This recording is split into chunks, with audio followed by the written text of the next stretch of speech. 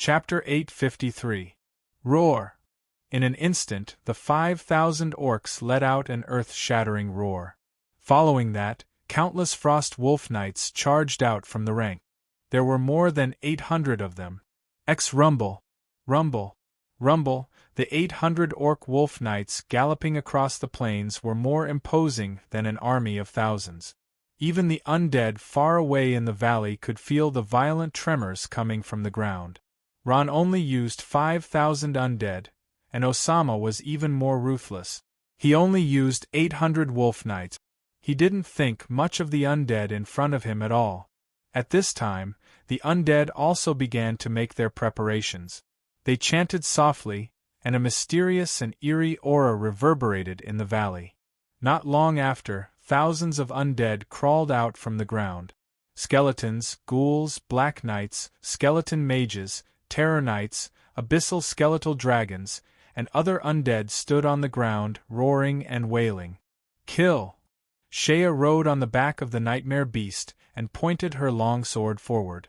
The undead finally mustered their courage and charged. Under the valley of the setting sun mountains, the undead and orcs each launched their own attacks, filling the air with smoke and dust. Shea had already activated the evil halo. The red light enveloped all the undead, and for a moment, the recovery ability of the undead was greatly increased. They were getting closer and closer. Shea could almost see the ferocious faces of the orcs, as well as their unique stench. The leading orc was riding on a huge black wolf and wielding a huge spiked club. His face was even uglier and more ferocious than the other orcs. It was Sark. Boom! The undead and orcs collided fiercely, and a huge explosion erupted. At this time, Ron's heart tightened. He saw that the frail bodies of the undead were no match for the tall orcs. They were knocked over in an instant. However, Ron still saw the undead that were knocked over struggling to get up and pouncing angrily at their enemies. This made Ron feel a little relieved. Roar! The leading orc roared and smashed the head of an abomination with his spiked club. Blood and flesh splattered everywhere. The abomination's strength had already reached the level of the sacred domain, but it was still killed by a single strike from this powerful beastman. This beastman was none other than Sark. Shaq rode on the back of the giant wolf, moving as fast as the wind. His mace ruthlessly smashed down, turning one undead creature after another into green smoke. Bang! Ding! A crisp sound of metal clashing rang out, and Sark, who was in the middle of slaughtering the undead, was blocked by a knight. Shea's face was still as cold as an ancient well. Ugly orc, your opponent is me. You're human? Because he was too far away to see clearly, Sark now discovered that his opponent was not an undead, but a human. Looking at this face that was completely different from an undead's, Shaq laughed heartily. I thought you were an undead, but you're actually a human who cultivates soul power. But to us noble beastmen, you're all the same. You're just a trashy race. Arrogant and conceited beastman. Shea's expression did not change, but now it was a bit colder. When you die under my sword, I hope you can still laugh. Boom, boom, boom, the battle between Shea and the Beastman cavalry set off huge waves on the battlefield. Both sides were exchanging blows, and the battle was very intense. In a one-on-one battle, Shea was not at a disadvantage. On the contrary, she was even faintly suppressing Sark. Sark was so angry that he kept shouting. Although the Beastmen were strong, Shea had the strongest defense of a knight. Moreover, she was highly skilled in martial arts. Sark was not her opponent at all. In fact, Shea was not much stronger than Sark. It was just that Sark had a preconceived notion that the undead were too weak. Under Shea's powerful attacks, this had formed a psychological gap. Mother! Beastman, run, don't kill me! I beg you, however, other than Shea, the other undead did not fight so hard. When they came into contact with the beastmen, they were like snow melting in spring. They were quickly defeated, and the summoned undead creatures turned into black smoke and disappeared. The undead either died or fled. In an instant, a third of the 5,000 undead were lost. Some of the undead even knelt down and begged their enemies. What's going on? Ron was dumbfounded. He had expected the undead to be defeated, but he did not expect them to be defeated so quickly and so thoroughly. There was almost no resistance, and they were defeated directly. Were these still the undead? Was this the once insufferably arrogant Scourge army? Failure, it was too much of a failure. Rather than lament their misfortune, it would be better to say that Ron was angry at their failure to fight. These undeads weren't because they weren't strong enough. In fact, these 5,000 undeads had been carefully selected. Most of them were powerful undeads, but compared to the beastmen, these undeads lacked something. This something was called fighting spirit. Ron could not see fighting spirit in any of the undead in front of him, except for Shea. What Ron saw was that a sacred domain undead was actually killed on the spot by a young beastman who only had the strength of a master. A sacred domain undead was actually chased around by 3 or 4 beastmen who only had the strength of a sacred domain undead. Ridiculous, it was really ridiculous. If Ron did not see it with his own eyes, he would not dare to believe it. If possible, Ron would rather that none of this had happened. Were these undead? Were they really undead? Were these guys who were chased around by weak beastmen really undead? Why didn't you resist? Why didn't you resist? With the strength of a sacred domain. Why didn't you resist? Would you rather let this beastman who only had the strength of a master chop off your head? Why? Where's your bone prison? You can summon your bone prison. Why didn't you summon it to stop him? Where's your bone spear? This thing is not a fire stick. It's a weapon that can kill people. As long as you summon it to stab him, he'll die. Why? Why would you rather die than resist? Ron clenched his fists tightly. His eyes looked like they were about to spit fire. His heart was bleeding. The undead really disappointed him. The undead of the main plane had their backs broken and lost their faith. No one told them that the soul power they cultivated was a very powerful force. No one told them that they once had glory and glory. No one told them that although they did not have the strength and body of the beastmen, they did not have the powerful magic and exquisite armor of the elves, they did not have the beautiful wings of the angels and the holy light that could purify everything, but they had faith. They had a firm faith. It was because of this faith that they could charge through the dwarves' cannon fire. They could rush through the bombardment of the angels' holy light. All of this was because they had faith. They knew that the god of death had not abandoned them. All of this was gone with the passing of the Lich King. The undead became paranoid, sensitive, and fragile. They didn't believe in their own strength, they didn't believe in their own belief. But then again, if they didn't have a firm belief, how could they be so powerful? An army without fighting spirit was definitely not an army. They were just a flock of sheep. Undead without faith were not worthy of being called undead. With Ron's strength, he could naturally summon a large number of undead creatures to do battle. He could even obtain victory in this battle to defend the Black Crystal Mine. But could this solve the problem? No, apart from Ron, Cronia was also surprised. They're actually still standing. Heavens, this is too inconceivable. The situation was already a one-sided victory, but the victorious side was the Beastmen. They only used 800 Wolf Knights to defeat the 5,000 undead. Their Beastman infantry and Kodo Beastmen Knights hadn't even been dispatched yet. Of course, Shea was an exception. However, her situation was also not good. Unknowingly, apart from a few ghouls that were struggling at death's door, there were no other undead around her. At this moment, the Beastmen had already discovered this lone Death Knight and surrounded her. Xiao, let's retreat first. At this moment, Ron calmly gave the order to retreat. He had already given up on the idea of a direct confrontation with the Beastmen. The current undead had already lost their faith. They were no longer the Calamity Army that terrorized the entire main plane. Yes. Chapter 854. After Shea retreated, the orcs quickly retreated as well. No matter how arrogant and conceited Zack was, he knew that it was impossible for a few hundred orc cavalrymen to break into a heavily guarded stronghold. Although Zack returned with a great victory after his battle with Shea, he no longer looked down on the undead. Apart from that human death knight, the other undead are not worth mentioning at all.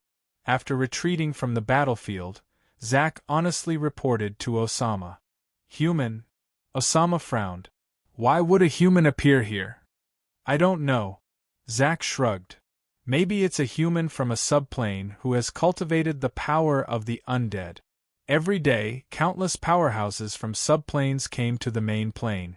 After a subplane established a connection with the main plane, there would be an endless stream of people from various races coming to the main plane every day. Therefore, there were never many powerhouses from subplanes coming to the main plane. However, the number of powerhouses from all the subplanes added up to a considerable number. The powerhouses from the subplanes that had established a connection with the main plane were personally selected by the races from the main plane. Only those who were at least of the divine realm would be noticed by the various races on the main plane. There were countless powerhouses in the main plane. Powerhouses from the sacred domain, who could call the wind and summon the rain in the subplanes, were nothing in the main plane. Powerhouses from the divine realm were everywhere in the main plane. Even if they were as powerful as the gods, the main plane never lacked powerhouses from the divine realm. For example, the orcs were recommended by the orcs from the main plane of strength, and the elves were recommended by the elves from the main plane of life. Some powerhouses from the subplanes who were recommended to the main plane stayed, married, and had children. Nobody knew how many generations had passed since then. For example, Zack's grandfather was a powerhouse who was recommended to the main plane from a subplane. The person who recommended him was an emissary from the Frostwolf army. Zack was already the third generation. Osama nodded gently. This was the only explanation. However, although this human was powerful, he had surrendered to the undead. That was a sad thing. Lord Osama, there's no time to lose. Let's attack. Sark waved the mace in his hand and roared. Snatch their black crystal ores. Osama had already learned about the location of the black crystal mine from the two-legged dragon knight, and the resistance of the undead had confirmed his conjecture. Pass down the order, attack. For the tribe. Hearing this, Sark raised the mace in his hand and roared loudly. For the tribe. Under Shaq's lead, all the orcs raised their weapons and roared. Attack. Osama's face was grim as he calmly gave the order. Kill, kill, kill. On the plains below the valley of the Sunset Mountain Range, waves of roars came from the orc army. They surged towards the stronghold of the dark shadow bandits like a flood. Their steps were chaotic, and they raised their crude weapons as they charged towards the stronghold of the dark shadow bandits. Rumble, rumble, the earth was shaking, and the sky seemed to be covered with a layer of shadow.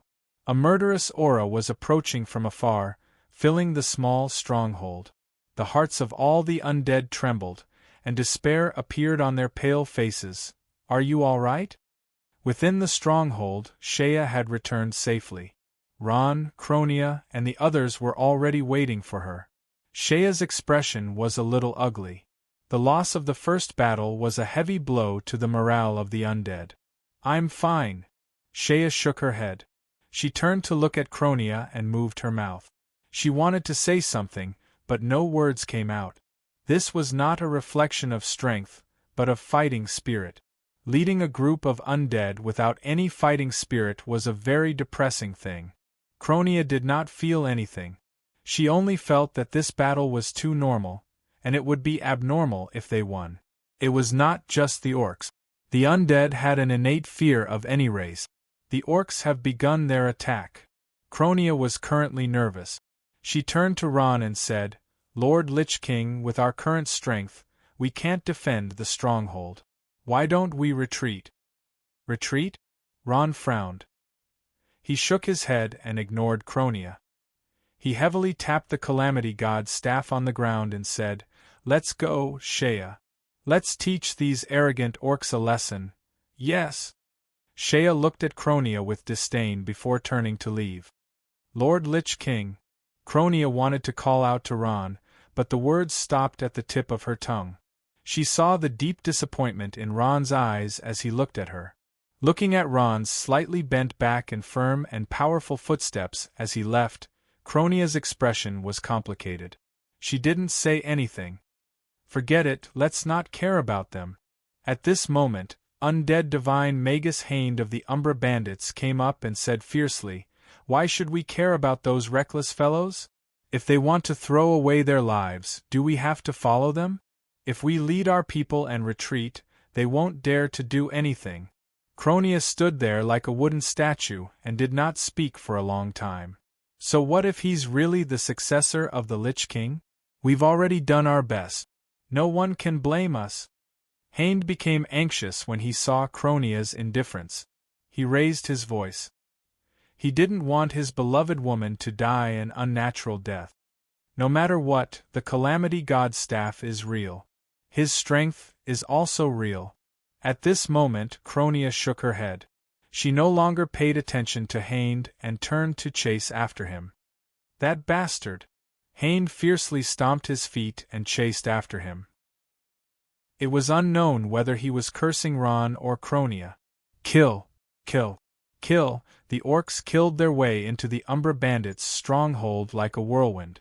A few guards at the entrance of the valley couldn't dodge in time and were instantly chopped into meat paste by the orc wolf riders.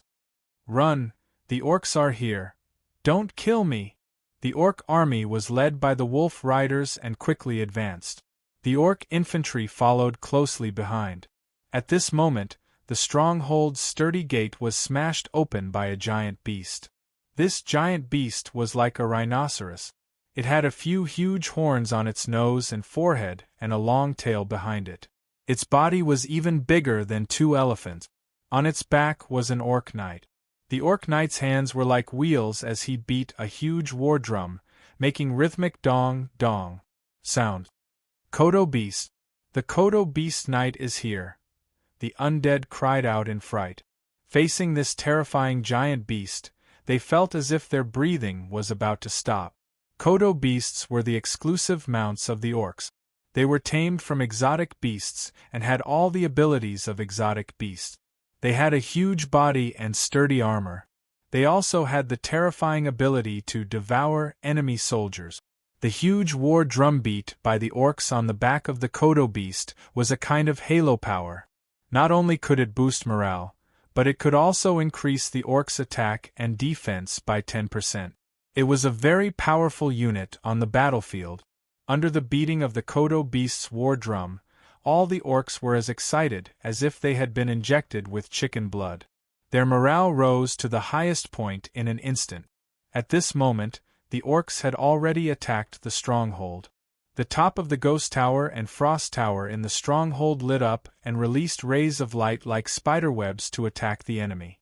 The orcs that were hit by the light rays screamed and fell to the ground. However, there were too few Ghost Towers and Frost Towers.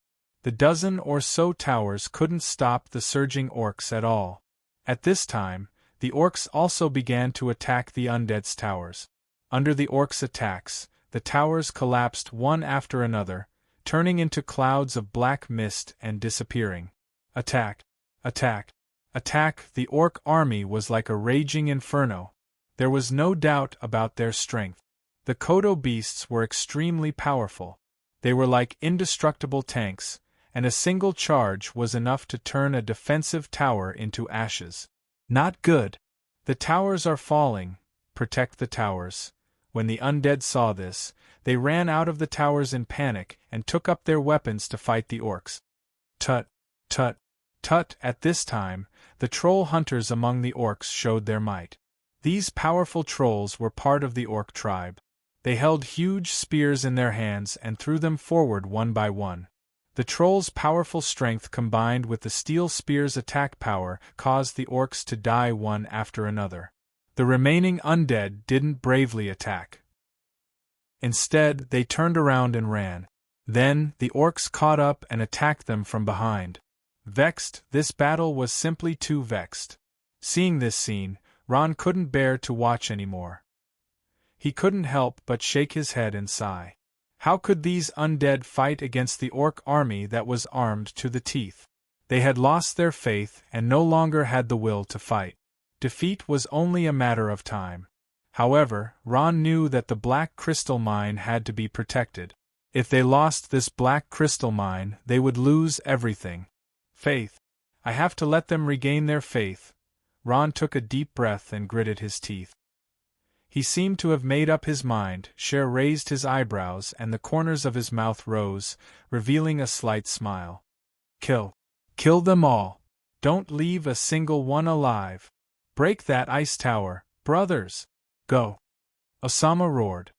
He fought while commanding the orcs. In a war in the main plain, it was impossible for a commander to stay out of the battle. Every commander had to be excellent at commanding and had to be powerful. They had to charge at the front and fight together with the warriors. However, ever since Osama broke through the gate and entered the stronghold of the Shadow Bandits, he had always felt uneasy. It was just like when he was 3 years old and was targeted by a wild wolf in the wild. The orc's natural sixth sense made him instantly vigilant. At this moment, Osama's attention was attracted by something on the hillside. A person was standing on the hillside. Strictly speaking, this person was not a person. He was wrapped in armor made of fine iron and held a long bone staff in his hand. He wore a hideous skull mask on his head, making him look like a demon from hell. The person's body slowly left the ground, and his black robe fluttered in the wind. Is it him? Instinctively, Osama felt that the uneasiness in his heart seemed to come from this man. He was a necromancer, but Osama couldn't see his strength clearly. At this time, the bone staff in the black-robed man's hand spun. A strange and eerie aura of death shrouded the entire battlefield. What's that? Seeing this scene, an undead pointed at the sky and shouted, causing the other undead to look up. When all the undead's gazes fell on the man's skull mask, they suddenly stood there as if they were struck by lightning. This skull mask was hideous and terrifying, but there was nothing special about it. However, to the undead, this terrifying mask seemed so amiable and peaceful. The terrifying mask and the spinning bone staff awakened the memories hidden in the depths of many undead's hearts. At this moment, all the undead seemed to have forgotten that they were on a battlefield. They stared blankly at this scene, as if time had stopped forever. Unknowingly, the gazes of all the undead changed. The numbness became fanatical, and the cowardice became firm. A raging fighting spirit rose in their hearts like a ball of fire, burning their bodies. With a swish, a blood-red flag was raised high. The color was as dazzling as blood, and in the center of that flag was embroidered a terrifying skull. Ron quietly floated in the sky with a cold expression. He held the Calamity God's staff and slowly pointed forward. Go, undead! For the glory of the past! For the dignity that you have lost! For the eternal faith! Lich King! Lich King! Boom! At this time, the undead finally exploded. Their eyes flashed with anger as they roared and roared. They held simple and crude weapons and pounced on the orcs. The undead stood up. Countless undead creatures stood up. As if they could feel the will of their summoner, these undead creatures seemed to have been bestowed with unyielding courage. The battle slowly became fierce and stalemated. The undead burst out with courage and fighting spirit 100 times stronger. They crazily pounced on their enemies and wrestled with them. If their weapons broke, they would pounce on them and bite them with their teeth. They would smash them with stones. Some even hugged the orcs tightly and rolled down the hill while roaring, "What's going on? What's going on with them?" Chapter 855. Roar. Under the guidance of the Lich King, Ron, the undead went crazy. They advanced dauntlessly without any fear of death. Countless undead corpses paved a bloody path, but even so, the undead still fought to the death. They didn't have strong bodies, great strength, or magnificent magic. They only had strong willpower and immortal souls. What's going on? What's wrong with these undead? Although the beastmen were brave, they still couldn't handle these crazy undead. The undead in front of them had completely overturned their understanding. Their fear came from their ignorance. Unknowingly, the arrogance on the beastmen's faces was slowly replaced by fear. The battle entered a stalemate. The beastmen's attacks gradually slowed down. As more and more undead rushed out, the scales of the battle began to tilt towards the Shadow Thieves. The Lich King, he really is the Lich King. Cronia watched this scene quietly. She was so emotional that tears fell from her eyes. At this moment, she felt as though she was witnessing the calamity army that had swept across the mortal plane 100,000 years ago. The powerful undead, unyielding will, and firm beliefs played an eternal elegy. In an instant, Cronia made a decision that she would never regret. Follow Ron, follow the Lich King, follow the Scourge army. At this moment, Cronia slowly raised her right hand. The sharp holy dagger flashed under the setting sun. Her face revealed a pious expression like that of a nun. For the undead. Kill! Killing intent flashed in Cronia's beautiful eyes. She twisted her delicate body, and with a beautiful turn, she leaped into the chaotic crowd like a beautiful butterfly. Cronia, Hane's cry of surprise came from behind, but Cronia ignored it. An orc wolf rider swung a huge warhammer and roared. He smashed the head of an undead that was charging at him. Blood mixed with brain matter splattered everywhere. Accompanied by the undead's resentful and unyielding gaze, the orc riding on the back of the wolf rider laughed loudly. At this moment, he only felt a slight chill on his neck, and his laughter stopped abruptly. A large head left his body and rolled down from his neck. Before death, there was still a look of fear and determination on his face, as if he had seen something terrifying. A shadow quickly left his body and searched for the next target. Swish, swish, swish. After a few ups and downs, another dozen or so beastmen fell into pools of blood. Without exception, they were all killed in one blow. Their corpses either didn't have a head or only had a bloody hole. Cronia's appearance caused the orcs to panic. It's the Shadow Thief. The Shadow Thief has appeared. Release the manifest guards. An orc soldier calmly gave the order. The shaman behind the beastman army didn't dare to be negligent and started chanting in a low voice. Not long after, something that looked like a magic staff fell from the sky and heavily inserted itself into the ground, bursting with intense light. Amidst the light, a stealthy shadow was forced to reveal itself. It's here. It's here. Kill it quickly. The orcs saw this and started shouting. The troll hunters raised their spears, and the orc soldiers and wolf riders quickly charged. With Cronia's superb stealth, even if she revealed herself, they could only see a rapidly moving afterimage. But a thief without much defensive ability would sooner or later be in danger if her whereabouts were exposed. Just as Cronia stabbed her dagger into the neck of a troll hunter, another orc soldier holding a great axe rushed over with a sinister smile. Not good. Cronia inwardly cried out in alarm, but she discovered that it was too late to dodge. Boom! That great axe beastman let out a blood-curdling scream and heavily fell to the ground, foaming at the mouth as his body kept twitching. A ghost kept coiling around his head, and at the same time, the beastman's life aura was rapidly drained. It looked like he wouldn't be able to survive. It's you? Cronia discovered that the person who had saved her was none other than Shea. Death Coil was the Death Knight's signature skill. Thank you. Cronia lowered her head, sheathed her dagger at her waist, and bowed. Shea nodded and didn't say anything. In this chaotic battlefield, there was no need for words. An expression and an action were enough. Cronia watched as Shea's figure charged out like a whirlwind, and immediately followed closely behind. The two powerhouses at the peak of divine domain worked together, and the orc's blood splattered all the way. Is it him? Osama stared at Ron's figure in the sky, and there was a trace of fear in his eyes that was filled with intense killing intent. The constantly spinning skeletal staff and the terrifying and sinister steel mask. Osama couldn't help but recall a terrifying legend. The main character of this legend was that godlike man, Lich King. The Lich King wasn't a name, nor was it a job class.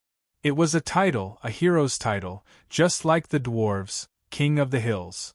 It was only a title, and the existence of this title represented the recognition of the power of all the factions in the mortal plane. A powerhouse with a hero's title was an existence that couldn't be ignored at any time. If he really was the legendary Lich King, no, this guy should be dead. Osama's eyes narrowed, and a glint flashed across his eyes. It was precisely because of the rumor that this terrifying man had died that his uncle had allowed the Frostwolf Legion to enter the undead plane and occupy the Forgotten City to test the undead's attitude. Over the past few thousand years, everything had been peaceful, and Osama had slowly forgotten about this matter. He had become bolder, and not only had he occupied the Forgotten City and the surrounding undead cities, he had even extended his demonic hand to the entire Hawkant district. Could it be that he's revived? If this man was really the Lich King, then he wouldn't be facing the Shadow Bandits, but the real scourge.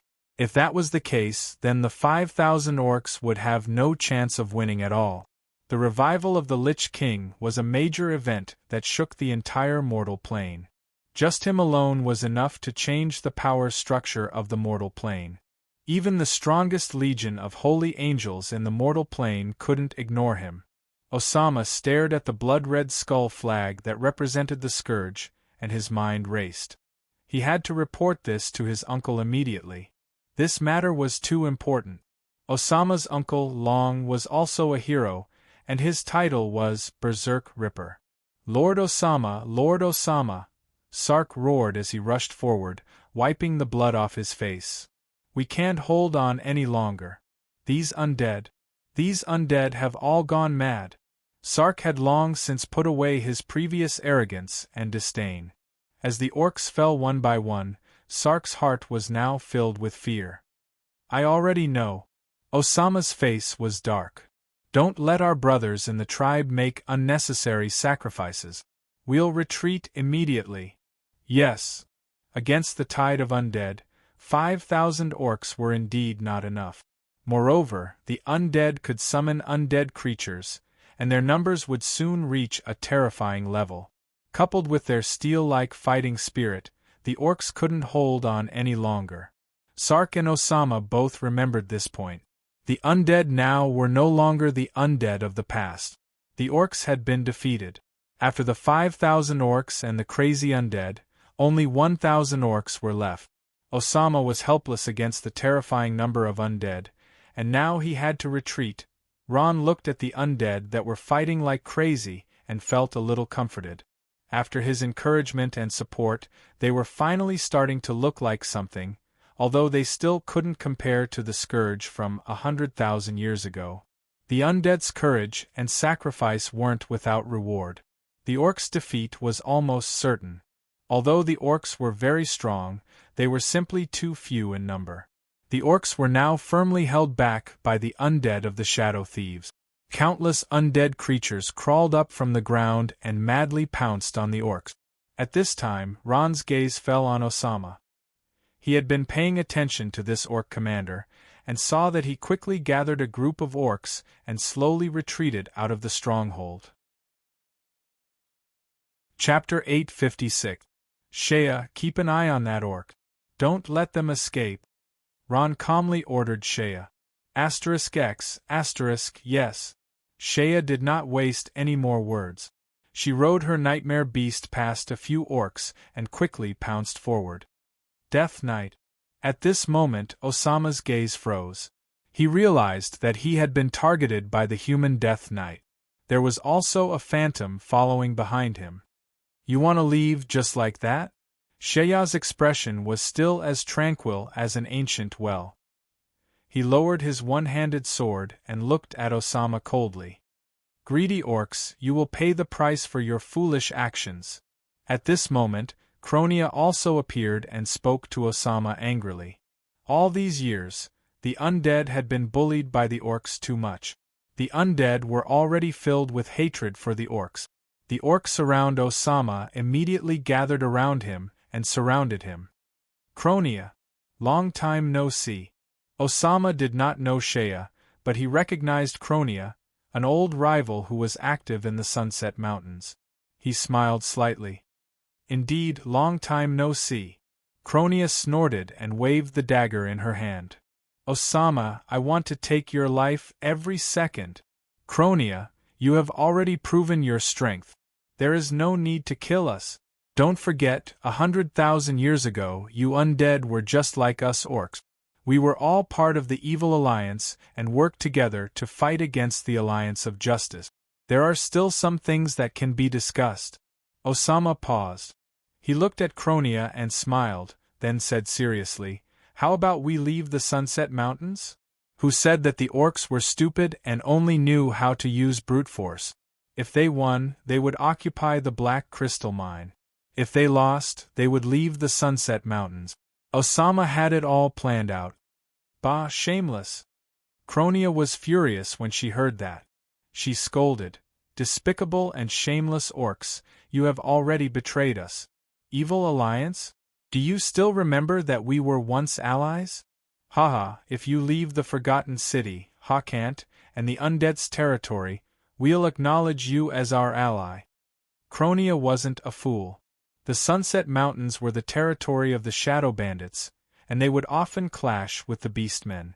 No matter how stupid Cronia was, she wouldn't trade her territory with the Beastmen. Does that mean we can't come to an agreement? When Osama heard that, his face turned completely gloomy, and a trace of murderous intent flickered in his eyes.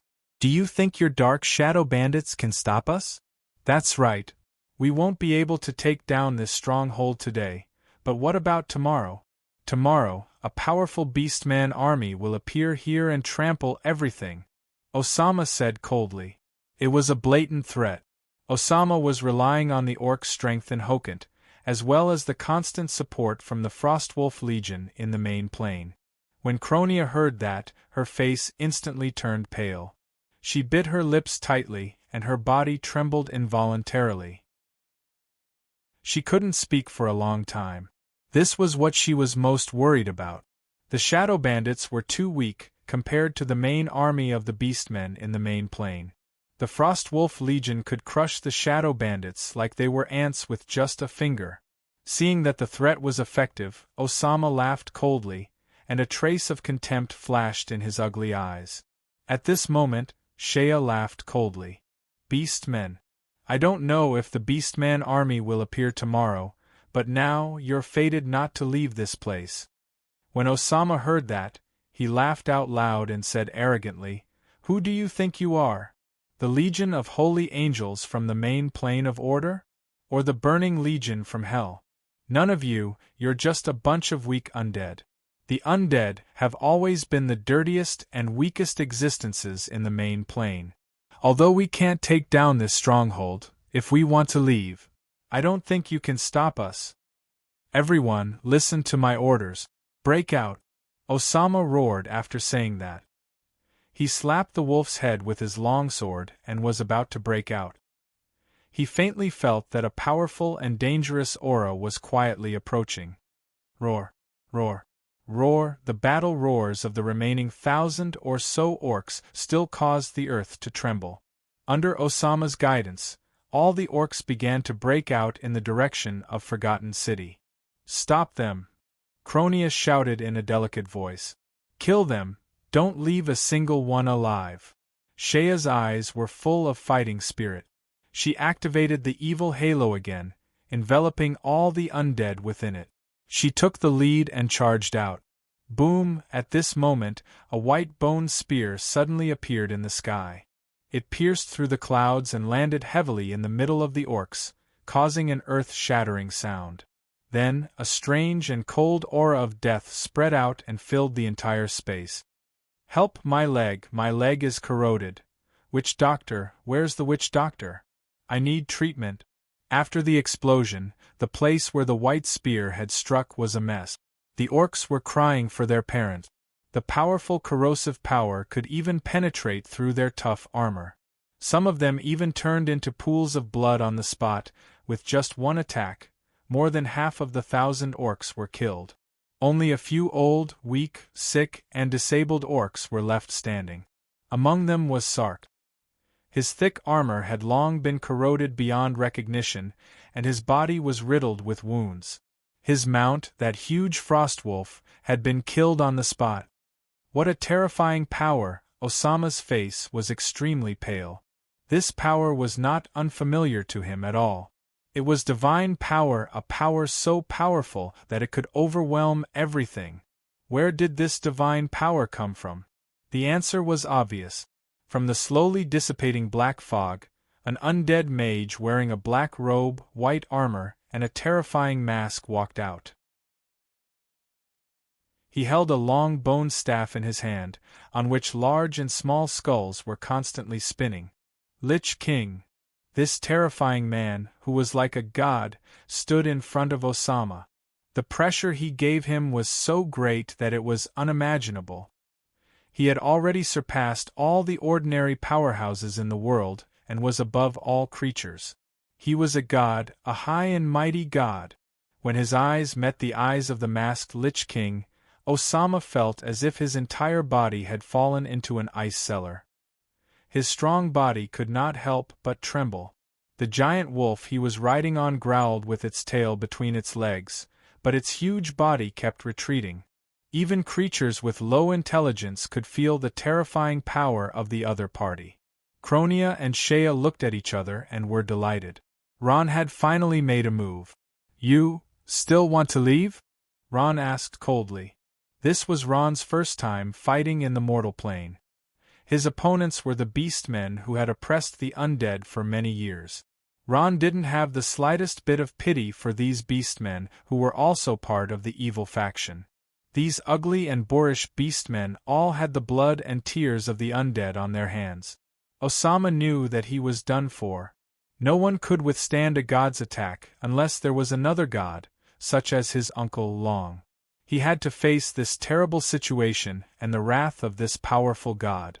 However, Osama did not know that even his uncle, Long, could only retreat in front of the Lich King. Although he was also a god, his power was not on the same level as the Lich King. Of course, he was referring to the Lich King from 100,000 years ago, Hermes. At this time, the surrounding undead had already surrounded Osama and the others.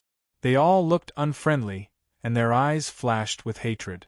They were only waiting for Ron's order to swarm forward and chop these despicable orcs into meat paste. Honorable Lich King, Osama had no choice but to jump down from the giant wolf and bow to Ron in the face of the situation. "We are patrolling this area to eliminate some evil scum among the undead and maintain order in Hakant. We did not expect to offend you." "Oh right, I have not introduced myself. I am Osama from the Frostwolf army in the main plane of power." Osama forced a respectful smile, but this smile was full of hostility and did not look very friendly. Ron's eyes narrowed. He was furious, but he did not show it. He snorted coldly. "Since when did the order in the main plane of the undead need to be maintained by the orcs? Who allowed you orcs to patrol Hakant?" This. Osama was speechless. The orcs took advantage of the Scourge army's weakness to force their way into the Scourge army's territory. They wanted to take over the undead's territory, plunder their resources and enslave them. However, he could not say these words. "I'm not sure. This should be a decision made by the higher-ups of the Demon Alliance." Osama rolled his eyes and immediately pushed this problem to the Demon Alliance. The Demon Alliance was an alliance formed by all the forces in the four main planes of power: Hell, Abyss, and Undead. They fought against the Justice Alliance formed by Order, Life, Elements, and Chaos. The Scourge Army was also one of the main forces in the Demon Alliance 100,000 years ago. The undead race paid a huge price to fight against the powerful legion of holy angels. After the war, Hakant was in chaos. Since we are allies, it is only right that we help maintain order. As soon as Osama said this, Kronia, the right siblings, and the surrounding undead were furious. However, since Ron was present, no one dared to say anything. They could only stare at Osama angrily. If looks could kill, Osama would have died many times over. Ron snorted. He thought that this was better said than sung. However, he had just arrived in the undead main plane and did not have any foundation. It was not suitable for him to fall out with the orcs. He could only hold it in for the time being. However, it was still okay to teach them a lesson.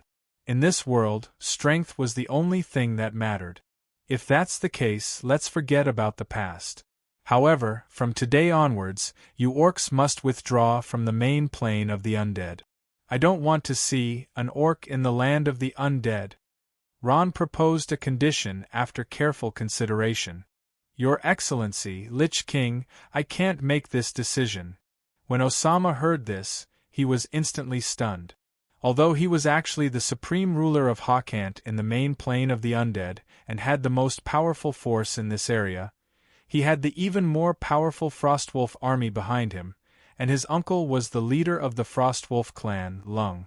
If his uncle knew that Osama had reached such an agreement with the undead, he would definitely kill him.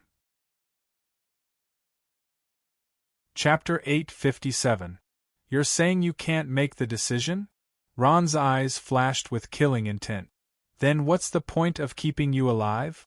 Before Osama could react, Ron suddenly stretched out his hand and sucked. Bang! Osama's soul was extracted. Ron casually squeezed, and the constantly beating soul instantly turned into ashes. Osama's body stood there in a daze, his ugly face filled with fear. He didn't expect Ron to act so quickly. Although he was still standing, he was already a corpse without a soul. Ron took a deep breath. Bang! Bang! Bang! Like a precise harvester, the souls of the remaining dozens of orc experts were collected one by one and then quickly eliminated. With Ron's current strength, killing a few divine experts was as easy as eating and drinking. He didn't absorb their souls to strengthen himself because there was no need to do so now. Long live the Lich King, the undead cheered, looking at Ron with eyes full of reverence. It wasn't just because Ron was holding the Calamity God's staff and wearing the Lich King's mask, but more importantly, because of his strength and his decisiveness in killing. He vaguely resembled the Lich King from back in the day. People respected the strong, and the undead were no exception. Esteemed Lich King, at this moment, Kronia knelt on one knee, her beautiful face filled with sincerity. Kronia is willing to pledge loyalty to you. Pledge loyalty to the Lich King. The other undead also knelt down, their expressions respectful. A smile finally appeared on Ron's face. Undead Main Plane, Sunset City. After defeating the orcs, Ron changed the name of the Shadow Bandits' stronghold to Sunset City. The construction of the city was carried out with great vigor. With black crystal coins, everything was possible. This was definitely not a lie. Countless buildings were erected on the hardened soil. The wide city walls, the deep moat, and the towering ghost tower showed that Sunset City had just begun to take shape. The skeleton-like buildings exuded a dark aura, which was the main characteristic of all undead cities. This is the graveyard. This is the barracks. This is the warehouse. Early in the morning, the sun shone on the spire of Sunset City, casting a beautiful shadow. Kronia pointed at the undead building while introducing it to Ron. The heavily armored Death Knight Shea followed closely behind. Right now, Ron was the highest ruler of Sunset City. In the name of the Lich King, he appointed Kronia as the city lord. Kronia was very respectful to Ron. Even the arrogant Hained had to put away his arrogance. The entire Shadow Bandits had pledged their loyalty to Ron. Ron inwardly nodded as he looked at the city.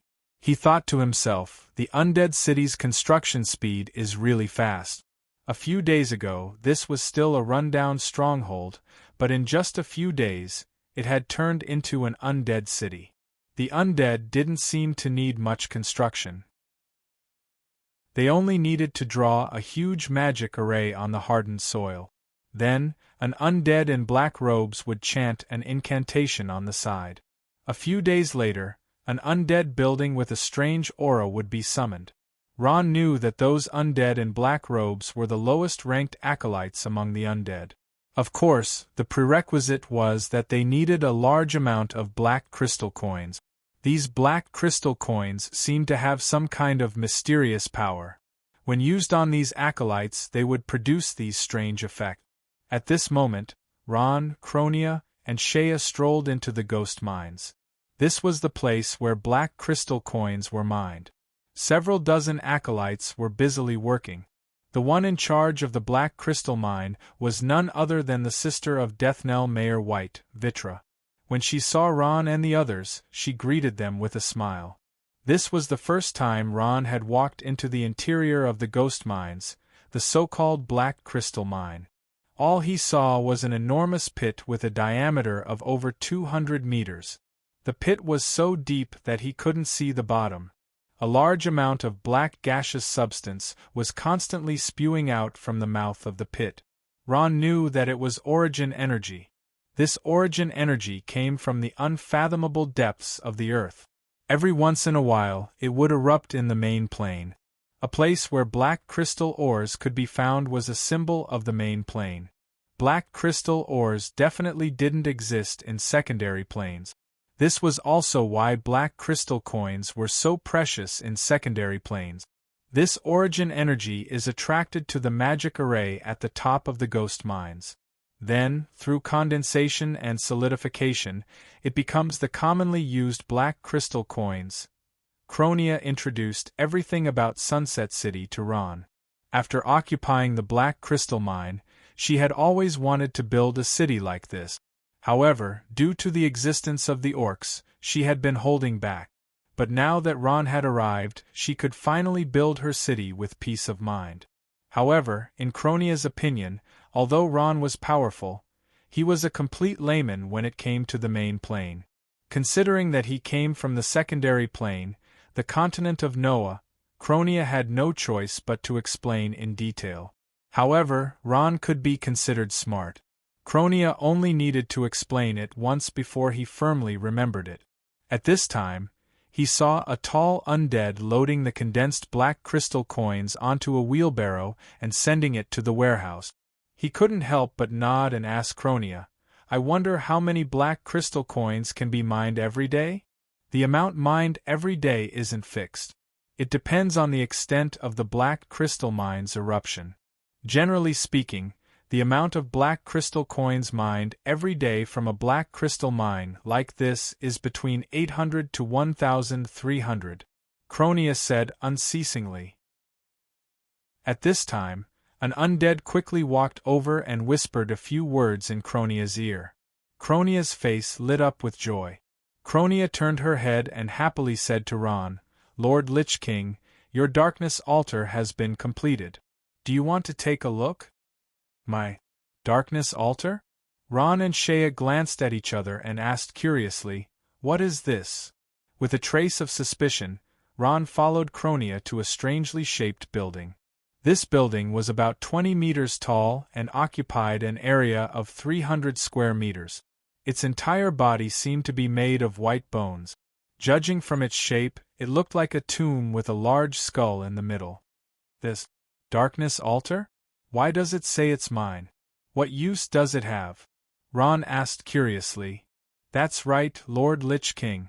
This darkness altar indeed belongs to you. As long as you entrust your soul avatar to this darkness altar, you can be resurrected by relying on the powerful origin energy." Cronia playfully winked. "Of course, this will require a certain amount of black crystal coins. It can resurrect me?" When Ron heard this, he was first shocked, then overjoyed. "Really? Can this darkness altar really resurrect me?" Even gods weren't immortal. Even if they had a long lifespan, they wouldn't be able to withstand dying in battle with other gods. The darkness altar could resurrect the dead god. "Of course, Lord Lich King." Cronius said seriously. You are our hero. Of course we have to spend a large amount of money to build a hero's altar for you. Sorry, I forgot to say. The hero's altar is another name for the darkness altar. The hero's altar is different for every race. The hero's altar for us undead is called the darkness altar, the storm altar for the beastmen, and the holy shrine for the angels. Only heroes who have made illustrious contributions in battle and are revered by the people will have an altar built for them so that the great hero's soul will never be extinguished. This is the origin of the hero's altar. The dark altar required a soul doppelganger to activate. Only a god could do that. In other words, only a god could use the dark altar. When Ron heard this, he was moved. Even if gods died in battle, they could use the darkness altar to resurrect themselves. In that case, as long as there were enough black crystal coins, then gods would be immortal? It was no wonder that Utaris wanted to launch a counterattack on the main plane and achieve great feats for the Red Silk Army. Not to mention the massive amount of black crystal coins, just the temptation of building an altar of heroes and eternal life was enough to make one go crazy. Black crystal coins, black crystal ores, altar of heroes, these were all things unique to the main plane. Naturally, they attracted the yearning of all experts from secondary planes. Lord Lich King, come. Cronia respectfully lowered her head. Let your soul clone enter this darkness altar. This way, you will have eternal life, eternal life. It had to be said that this was a great temptation for Ron. He took a deep breath, and under the reverent gazes of Cronia and Shea, he walked up the stairs of the darkness altar, step by step. Then, he slowly placed his hand on the darkness altar. Kacha, a loud sound was heard. As if some mechanism had been triggered, the altar underwent a transformation. Ron felt an intense fluctuation in his sea of consciousness. His powerful soul started to split, and a soul clone that looked like Ron appeared. It was slowly guided into the darkness altar. Soon, the eye of the skull at the center of the altar lit up, emitting a faint green radiance. The entire altar seemed to come alive. Ron felt his soul fuse with the darkness altar. Or it could be said that the darkness altar was another soul of his, another life. As long as his soul wasn't destroyed, he could be reborn, just like the cross of rebirth. However, the cross of rebirth couldn't revive a soul, but the darkness altar could. That was because the darkness altar contained another soul of Ron. As long as the soul wasn't destroyed, the physical body could be reborn. When Ron finished doing all this, he suddenly thought of something. Since the darkness altar could revive the Lich King Hermes infinitely, why did Hermes die in the end? Chapter 858. We don't have any more black crystal coins. Ron couldn't help but stand up in surprise when he heard the news. Just a few days ago, the warehouse was filled to the brim with black crystal coins. How could it be that they were all gone today? It's like this. The construction of Sunset City has already consumed a lot of black crystal coins. Now that the news of us, the Shadow Bandits, defeating the orcs and building Sunset City has spread, many undead in the Sunset Mountain Range have come to seek refuge with us. Cronius smiled embarrassedly. Our army has also expanded to 100,000. We have to provide them with equipment, weapons, and food, so, at this point, Cronia paused for a moment. Although we are still mining the black crystal ore, the mining speed simply can't keep up with the consumption. Right now, we are basically unable to make ends meet. This is a very serious problem. Ron furrowed his brows. He was well aware of the importance of black crystal coins. The expansion of Sunset City and the increase in population was a good thing. However, without enough black crystal coins, there would always be a limit to the expansion. Food wasn't a big deal. The undead didn't need much to eat anyway. The key was the construction, weapons, and equipment. Currently, Sunset City was wantonly building slaughterhouses and curse temples. The former was a place for meat grinders and abominations, while the latter was a place for necromancers and other magic-based professions to promote their strength. Why was it that in the main plane, sacred domain experts were so worthless? That was because one could directly advance to sacred domain in the cursed temples. Once the cursed temples were completed, undead like Nicole could directly advance to sacred domain expert. Of course, the prerequisite was that they needed a large amount of black crystal coins. Black crystal coins. Where would they find a large amount of black crystal coins? Ron couldn't help but fall into deep thought. Actually, if you want black crystal coins, it's not like there's no way. Cronia said hesitantly. Ron was stunned and raised his head. Forgotten City. Cronia said with certainty. As long as we occupy Forgotten City, we will have a large amount of black crystal coins. Objection. Divine Necromancer Haend exclaimed when he heard this.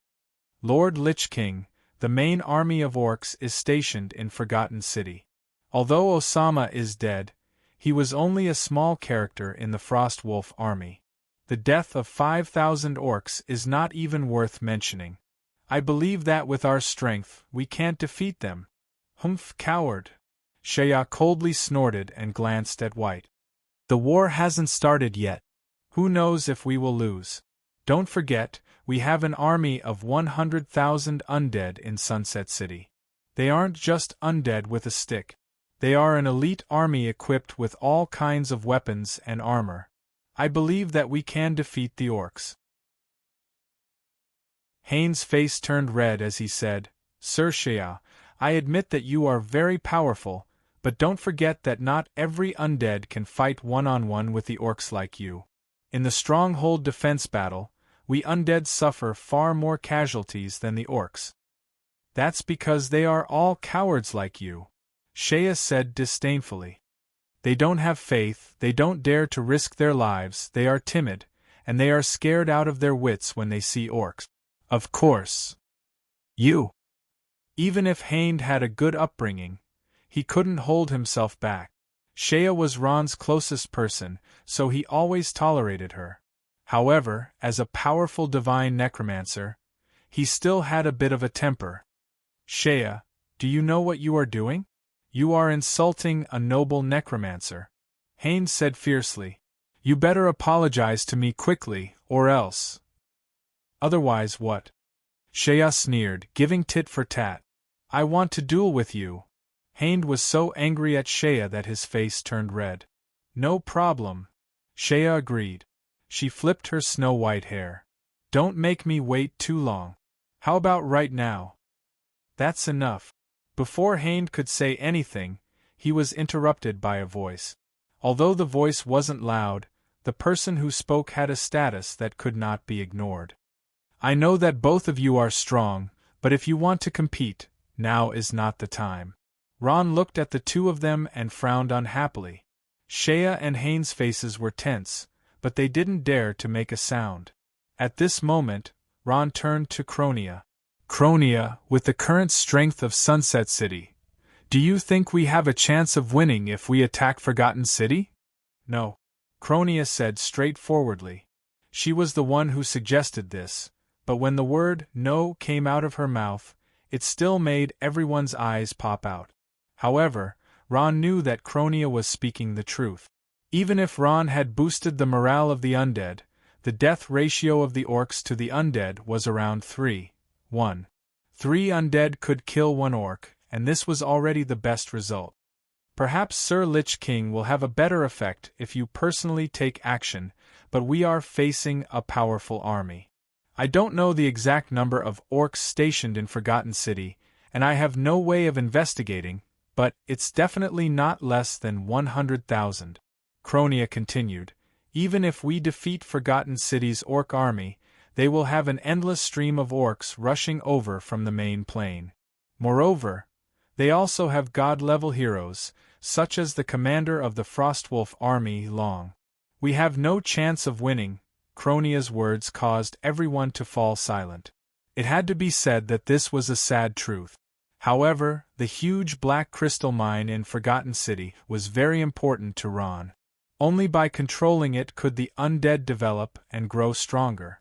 However, this black crystal mine just had to be in the hands of the orcs. Or we can enter Forgotten City in the name of buying weapons and investigate the situation. Cronia thought for a long time before hesitantly saying this. Because of the cemetery, the undead in the Sunset City no longer needed to go to the Forgotten City to buy weapons and equipment. With the omnipotent origin energy, everything could be produced, including sacred weapons and godly weapons. However, using the excuse of buying weapons and equipment, it was a good choice to go to the Forgotten City to find out more information. What? Osama actually died? Not a single one of the 5,000 orcs he brought out returned alive? In the main plane of strength, in an ordinary hall, Long was standing in front of a table. When he heard the guard's report, he frowned. Long was a orc powerhouse who was not very tall but very strong. He was bald and had a funny hairstyle that resembled the Mediterranean Sea. He had a thick beard on his chin, and his entire body was covered in heavy armor with thorns. He looked very valiant, and on his ugly face, there was a glimmer of light in his small bean-like eyes. When he heard the news of Osama's death, Long only let out a soft oath. To him, Osama's life or death did not matter. He was just a tool for the Frostwolf Legion to guard Forgotten City. He had many sons, and nephews were even less important. What Long cared about was the meaning of this news.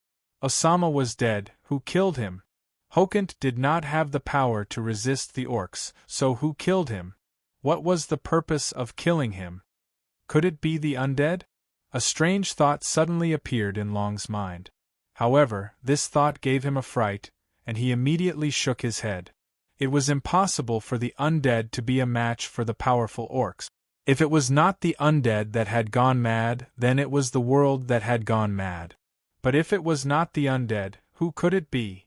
Long attached great importance to the Hokant district in the main plane of the undead. This was the only stronghold of the Frostwolf Legion in the main plane of the undead. There were no less than 500,000 orcs stationed in the Forgotten City. This was something that the outside world did not know. Moreover, the Forgotten City had built a spatial gate. If there was a need, an endless orc army could be mobilized in a short period of time. Just 5,000 orcs alone could wipe out the entire Hokant district, so it was definitely not the undead. The 500,000 orcs stationed in the Forgotten City were not to guard against the undead, but for other purposes. You can leave now. Long waved his hand and dismissed the guard. He did not like to be disturbed when he was thinking. Why did Osama bring 5,000 orcs out of the city? At this time, Long thought of a crucial question. Although Osama had the authority to mobilize the orcs, the report that was presented to him did not state the reason. At this time, Long's gaze fell on another battle report on the table. The content of this battle report was very simple, but Long attached great importance to it. The battle report said that a small number of angels had been found in the Hokant district of the Undead Plain, but there was no conflict between the orcs and the angels. The identity of these angels, from the insignia on their bodies, was that they belonged to the Holy Light Angel Corps in the main plane of order. The Holy Light Angel Corps was second only to the Legion of Holy Angels in the main plane of order. In the main plane, they were also one of the strongest forces. What were they doing here? Long's brows furrowed tightly. The Holy Light Angel Corps belonged to the League of Justice. The two sides were not even on the same side. Their appearance here made Long a little nervous. Ever since the First Planar War, both the Justice faction and the Demon faction had been accumulating their strength. Although there was no major war, small skirmishes were happening almost every day. Long knew that if a second planar war broke out, the massive amount of black crystal coins owned by both the Justice faction and the Demon faction would become an endless source of motivation for war. Once the war machine was activated, it would be a disaster for both sides. It would be a great disaster, especially for the demon faction. 100,000 years ago, the powerful Scourge army was the leader of the League of Evil. What about now? Who could be the leader of the League of Evil? The Burning Legion of Hell?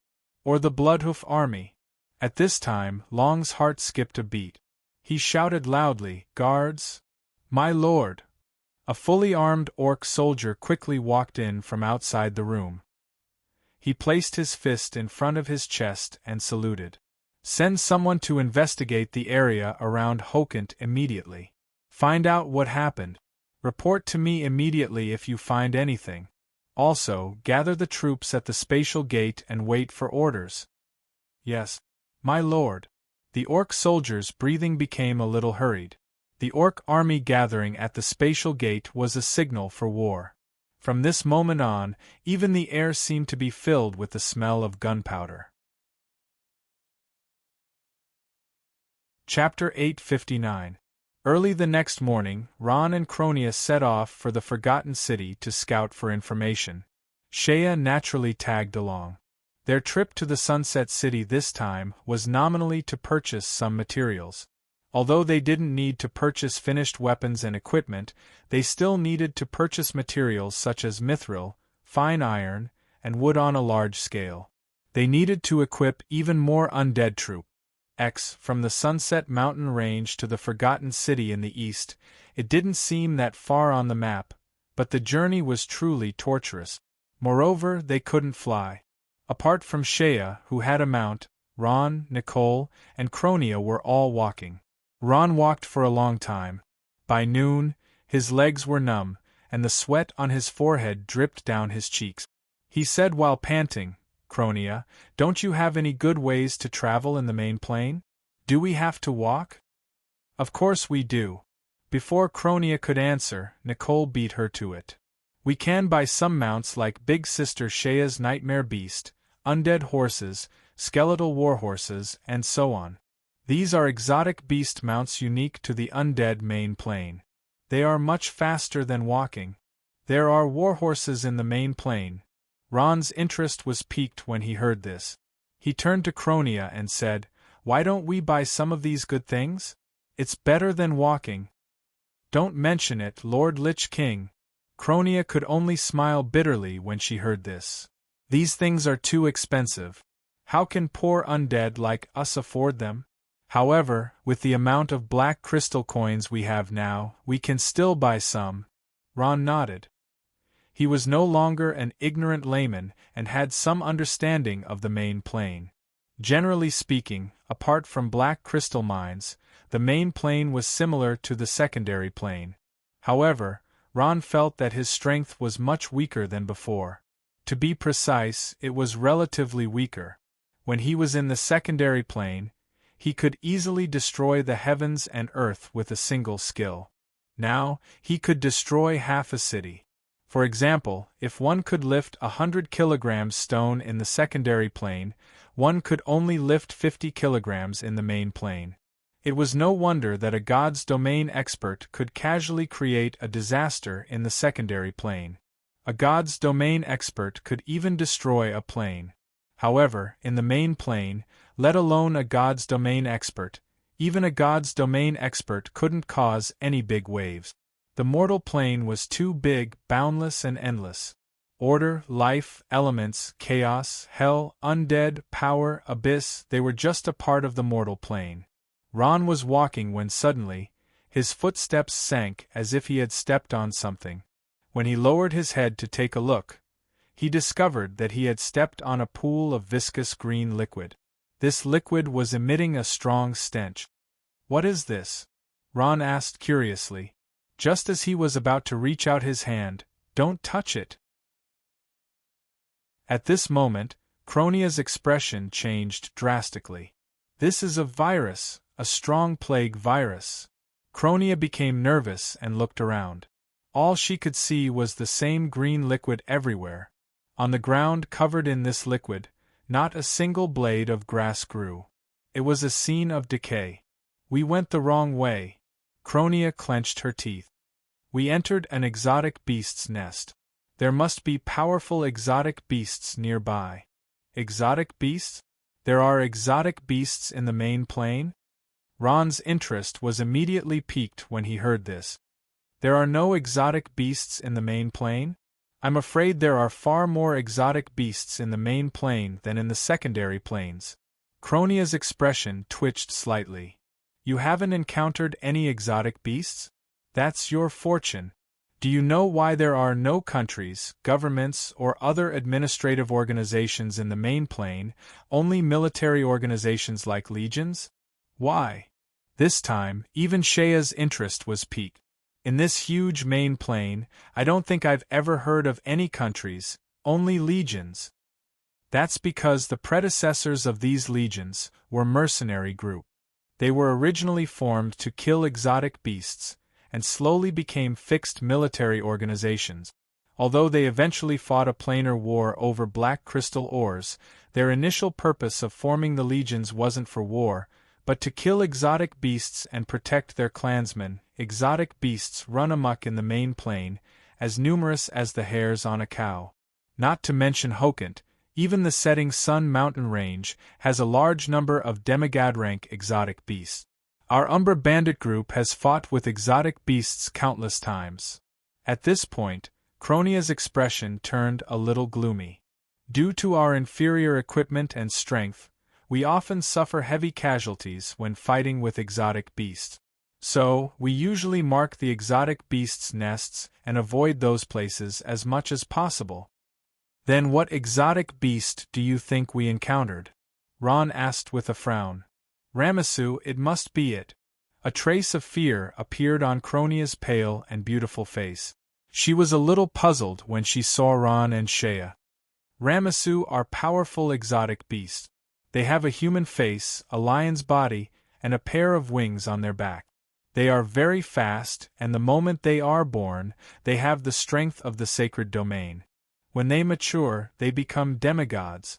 That is what you often call divine experts. The most frightening thing is that they are born with the plague virus, as well as the power of ancient curses, but… Cronia looked at the map in her hands and frowned. It seems like we're on the right track.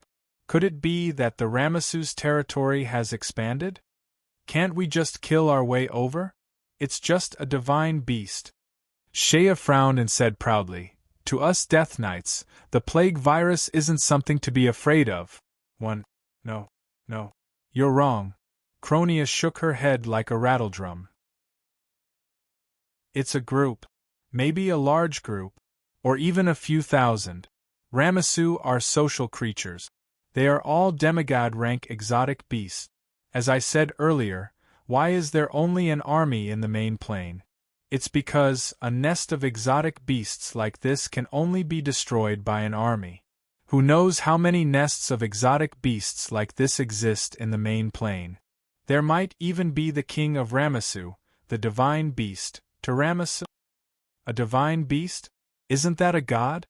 When Ron heard this, he immediately sucked in a breath of cold air. When he heard Cronia say that there was a large group of divine beasts, he was a little dismissive. But if it was a divine beast, then it was very frightening. A divine beast, an existence comparable to a god. Back then, 3 divine beasts had turned the entire Noah continent upside down. If there were divine beasts, Ron simply didn't dare to imagine. Fortunately, they were in the main plane. If they were in the secondary plane, then the secondary plane would have been destroyed. That's right. Divine class beasts are as powerful as deities. A long time ago, divine class beasts were everywhere in the main plane.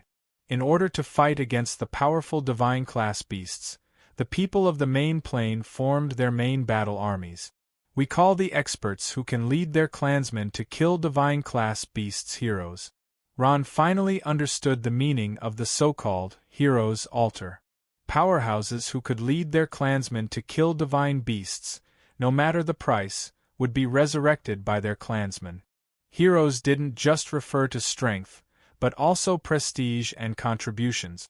Thinking of this, Ron couldn't help blushing. He had been in the main plane for so long, but he didn't seem to have made any contributions. He hadn't even met a divine beast. Let's leave this place. This place isn't safe. Don't step into the territory of divine beasts. Cronia looked around nervously. It's fine if it's a Ramessu, but I'm most afraid of encountering a tiramisu. Just as the saying went, roar. A beast-like roar startled everyone. Ron turned around and happened to see a huge monster slowly turning around from the side of a huge hill. This monster had an expressionless face like a human's. It had 4 limbs on the ground, a strong lion-like body, and a pair of huge fleshy wings under its ribs. Its ugly bronze skin was constantly seeping out a disgusting green liquid, and its body was emitting a strange and ferocious aura. Standing in front of this terrifying beast, even Ron felt his hair stand on end. He was terrified. When did this beast appear here? Avoiding Ron's divine sense and approaching Ron wasn't something any random beast could do. Kiki. Cronia retreated a few steps, staring at the terrifying monster in front of her with frightened eyes. She felt as if her breathing had stopped, and a series of sounds that she couldn't understand came from her throat. Ramessu, is this the divine beast Ramessu?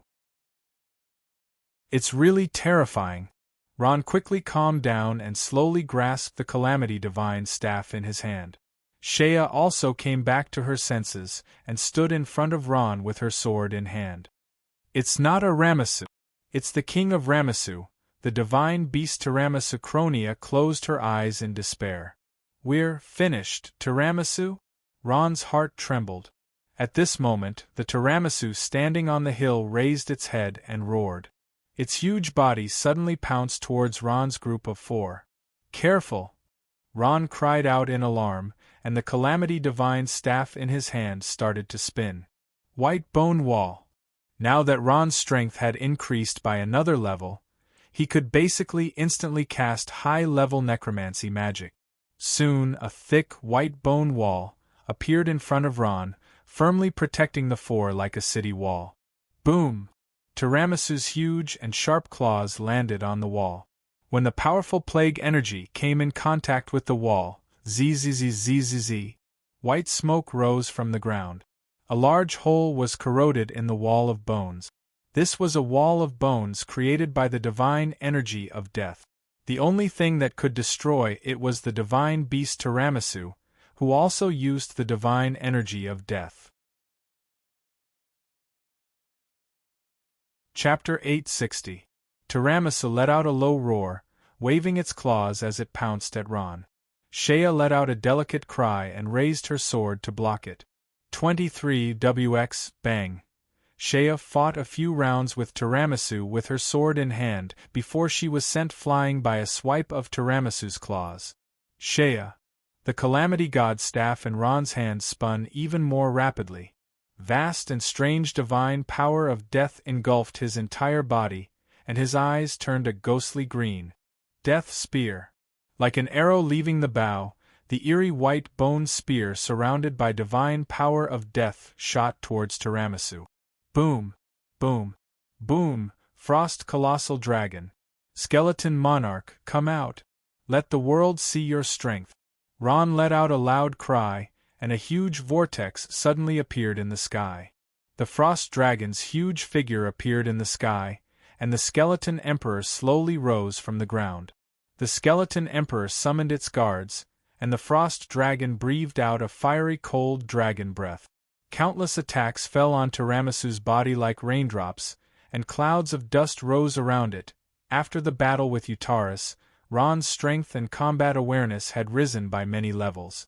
Facing this powerful divine quality exotic beast, he wasn't at a disadvantage at all. Roar!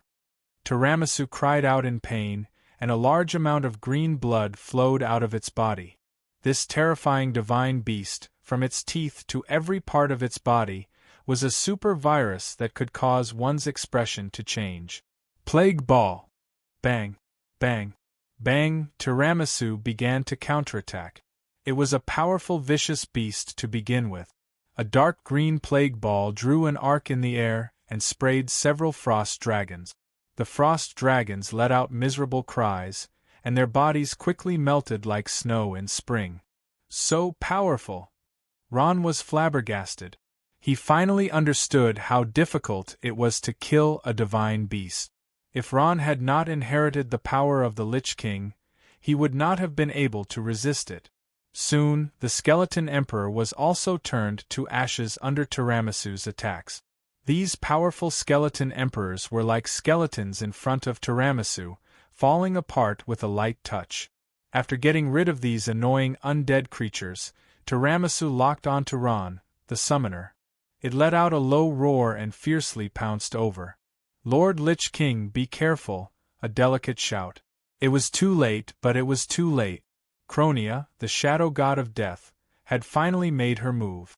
She saw empty air, and the two sharp blades in her hands behind Tiramisu's head, and fiercely dragged it. It had to be said that Cronia's timing was very good. After the battle began, she quickly went into hiding and only launched a fatal attack now. Her weapon was already coated with powerful poison, but it seemed to have no effect on this guy with full poison resistance. Roar! Tiramisu felt pain again, and flung Cronia far away with a swing of its head. Tiramisu was finally enraged after suffering losses again and again. It completely ignored Shea and Cronia, and pounced towards Ron. Tiramisu spread its wings and moved at lightning speed.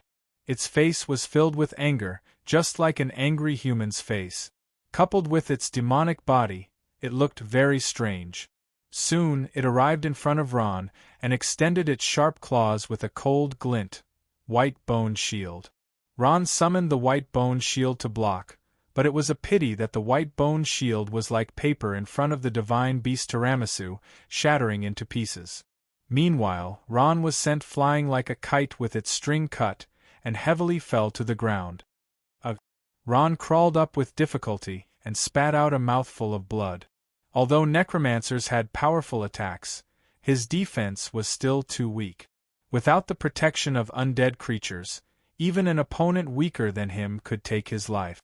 Ron finally put away his contempt. At this time, he finally understood that even if he obtained the inheritance of the Lich King, it was simply impossible for him to do as he pleased in the main plane. A powerful divine tier exotic beast was already so difficult to deal with, let alone those heroes who hunted divine tier exotic beasts. Tiramisu didn't stop. It pounced towards Ron like a wolf that smelled blood. At this moment, Ron was in an extremely dangerous situation. Die. At this time, Shea, who had just been sent flying by Tiramisu, ran out from who knows where. She desperately blocked in front of Ron and brandished her long sword to stab at Tiramisu. Dang! A loud sound was heard. Something unexpected happened. Shea's sword actually broke in two when it collided with Tiramisu's claws.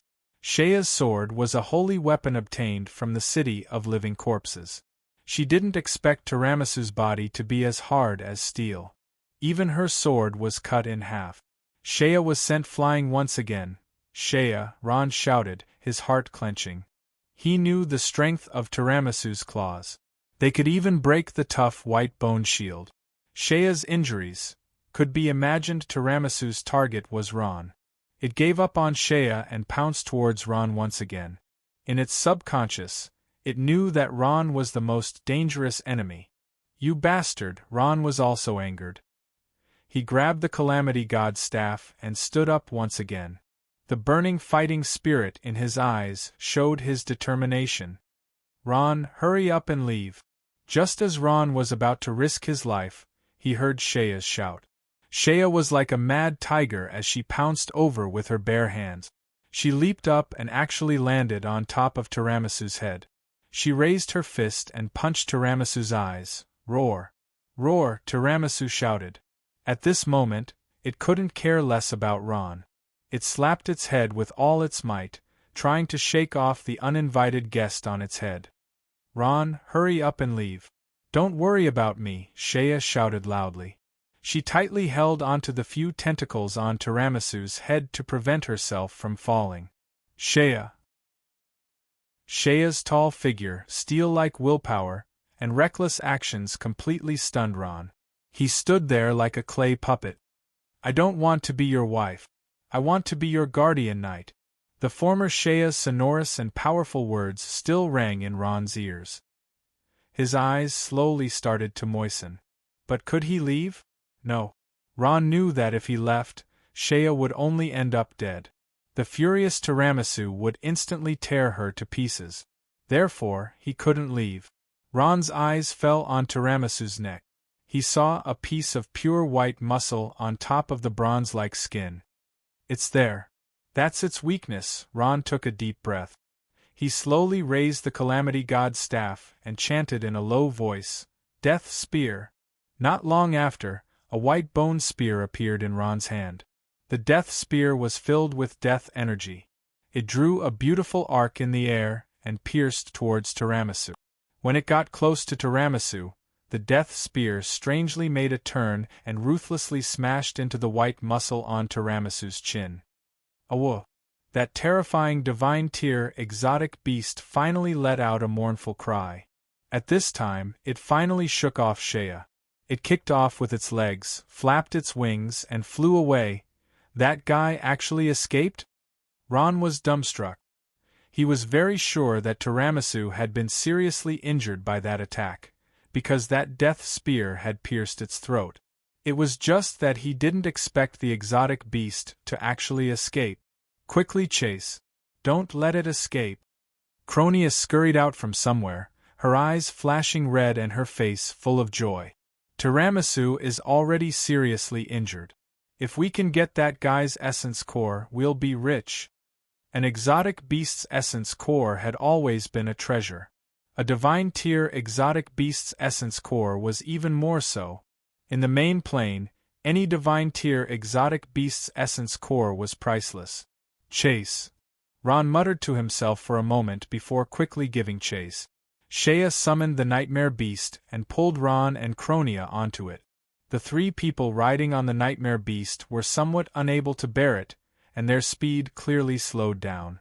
However, there was a trail of green blood in the direction Tiramisu had fled in, so they could still catch up. It could be imagined that this guy's injuries were definitely not light. This Tiramisu's strength couldn't compare to Eudelis, but it was definitely stronger than Noah. Ron believed that even Eudelis might not be able to survive such an attack, let alone this divine tier exotic beast. After about a quarter of an hour, a huge cave appeared in front of the three of them, and the trail of blood disappeared into the cave. This is its lair. Cronia sighed. Cronia heaved a sigh of relief. I can be sure that it's the only Tiramisu within 100 miles. Although Tiramisu are social creatures, their kings, divine rank beasts, don't like to live in groups. Ron, Shea, and Cronia got off their horses and slowly walked into Tiramisu's cave. The moment they entered the cave, the three of them felt a gloomy and cold aura assaulting them. It was as if the temperature had suddenly dropped by a few degrees. So cold. Don't you feel cold? Cronia asked. The cave is definitely colder than outside. Ron frowned. But this isn't ordinary cold.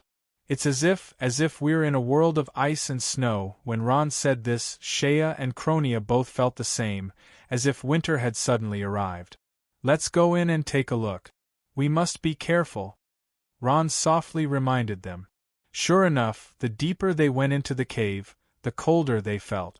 The bone-chilling cold assaulted their faces, as if it wanted to drill into their bodies. Ron raised his head and saw that a layer of frost had already condensed on the cave walls. Ron signaled Shea and Cronia with his eyes, telling them to be careful. Look, Tiramisu! At this moment, Cronia shrieked. Ron looked in the direction she was pointing. Sure enough, he discovered the dead Tiramisu on a piece of relatively flat ground not far away. It was still in a crouching position, but the pool of green blood around it had already condensed into ice. Tiramisu was already dead. This powerful divine tier exotic beast couldn't withstand Ron's fatal blow to its vitals. However, Ron knew that his victory hadn't been easy. If not for Shea desperately holding that fellow back, he might have been killed by that exotic beast. Seeing that the divine tier exotic beast was dead, the three of them finally heaved a sigh of relief, completely at ease. At this moment, Shea's gaze suddenly focused. Look, what's that? Ron took a look and saw a black one-handed sword stuck on the icicle behind Tiramisu's corpse, emitting a resplendent glow. This is a divine artifact? Cronia's eyesight was extremely sharp. She could tell that this was a divine artifact just from the glow emitted by the sword. This sword's design was simple and unadorned, with profound patterns engraved on the blade. A large red gem was embedded where the blade connected to the hilt, looking like a devil's eye. The bone-chilling cold in the cave came from this demonic sword. When Cronia walked closer and her gaze fell on the sword, her expression suddenly changed. Chapter 861. What? The Sword of Hex? Shea's sword had been broken when she was fighting with Tiramisu. She was in urgent need of a weapon, and this divine weapon was exactly what she liked. However, after hearing Cronia's words, she retracted her outstretched hand. That's right, it is the Sword of Hex. Cronia took a deep breath. This sword's name is Snow Goddess's Sorrow. Legend has it that a female deity who cultivated an elemental divine power fell in love with an undead who cultivated in death divine power. However, they belonged to different formations and were destined to never be together. The snow goddess was depressed and in the end, she decided to turn her body into a sword and become the weapon in her lover's hand, protecting her lover forever. What a poignant story! Shea was fascinated as she listened. She secretly glanced at Ron and recalled that she had once been a knight who cultivated in fire elemental energy and eventually degenerated into a death knight. Perhaps the word degenerate wasn't appropriate. At least, Shea was willing to become Ron's guardian knight. Cronia glanced at Shea and continued, however, this sword carries with it the power of a strange curse. The person who uses this sword can only be loyal to their lover forever. Otherwise, the power of the curse will descend upon the user and cause them to die an unnatural death. The owner of this sword was a powerful death knight called Mordenric. However, he died in the battle to defend Forgotten City 100,000 years ago. His disciple picked up his sword and was then killed by the invading beastmen. Both of them were nobles of the undead, and had more than one wife. Everyone said that this sword carries with it a strong curse. Only those who are loyal to their lover forever can possess this sword. Ron sweated profusely. He had 3 or 4 wives. If he used this sword, wouldn't he also die an unnatural death? Fortunately, he was a necromancer and didn't use swords.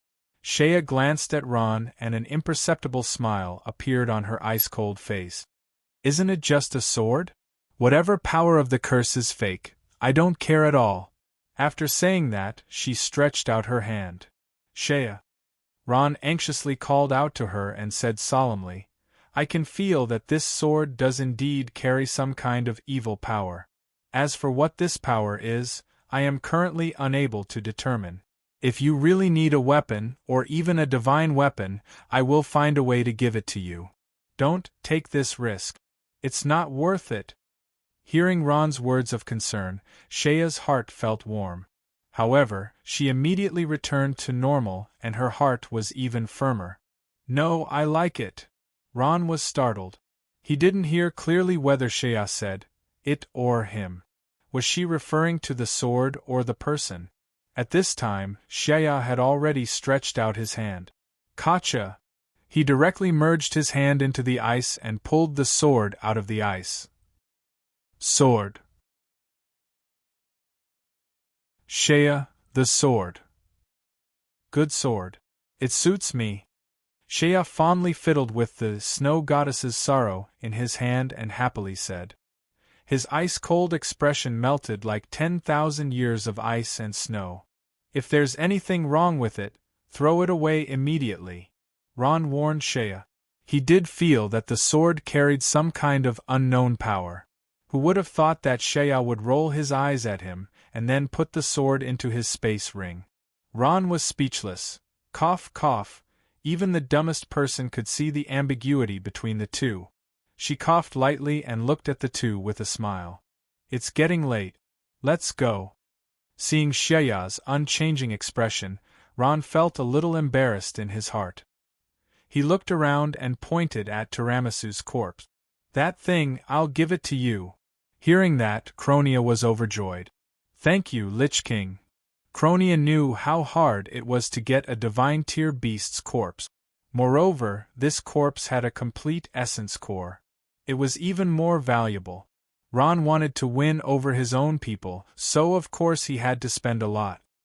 He was relying on Cronia now. It was noon when they walked out of the cave. The three of them packed up and continued on their way to Forgotten City.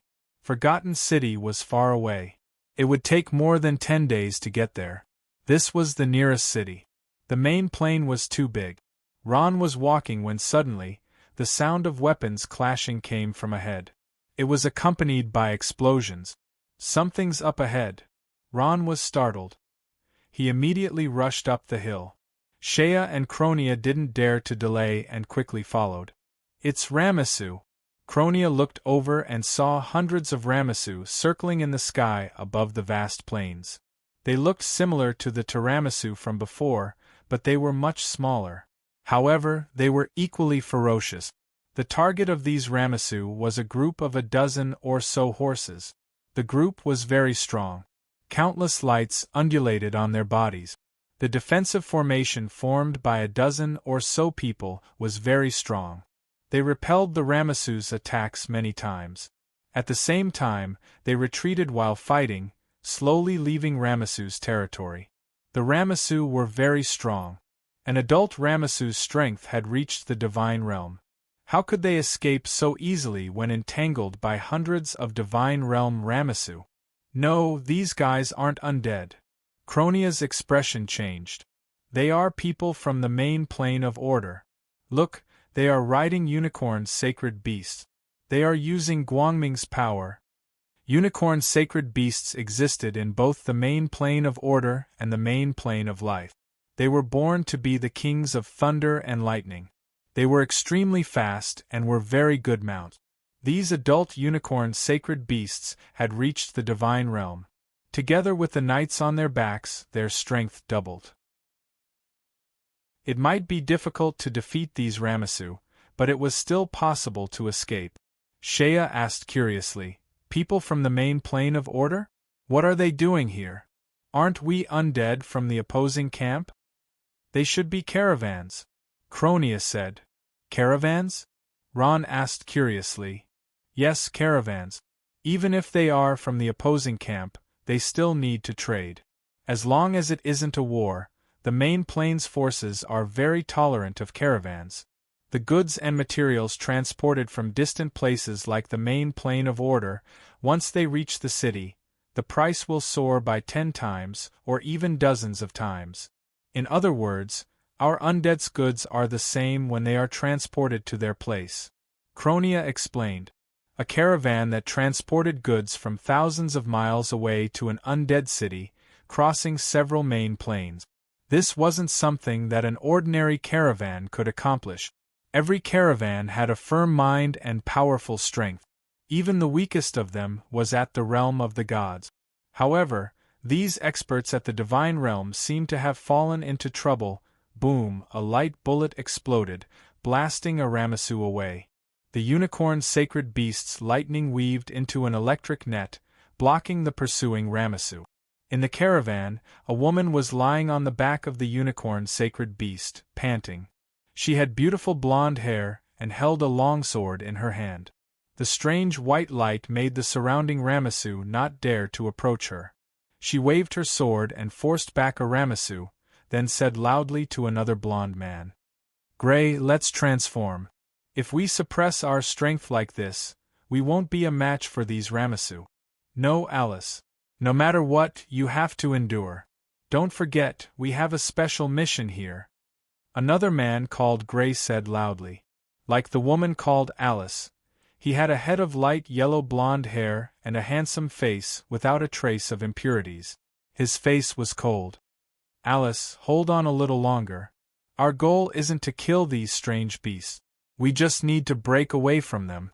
Once we break away from their sphere of influence, they won't pursue us anymore. Gray looked around solemnly. I'll emphasize again. Even if you die in battle, you must not expose your identity. Those who can't complete the mission will be punished by the gods. Yes. More than 10 people answered loudly. Ron and the others were far away, so they naturally couldn't hear what these people were saying. He turned around and said to Cronia, "They seem to be in some trouble. Should we save them?" "Up to you." Cronia tilted her head. Although the Legion of Holy Angels of the Order Plane is the enemy of the undead, the merchants of the Order Plane aren't. Their arrival also brings us profits. This is a win-win situation. Then we can save them. Ron nodded, then looked in the direction of the caravan. But my identity and strength can't be exposed. Looks like I have to think of another way. Just then, Alice was suddenly pulled by a Ramasu and fell off the unicorn sacred beast. She rolled a few times, looking battered and exhausted. "Alice!" Gray shouted anxiously. Alice fell off the unicorn sacred beast, which meant that she wasn't far from death. Dozens of Ramasu would fall from the sky and tear her to pieces in an instant, just like her teammates who had died in battle. Unless she was willing to expose her identity. However, Alice didn't. Even though her face was pale and had a trace of fear, she was still clear-headed and resolutely closed her eyes. There was no more sullen way to die than this.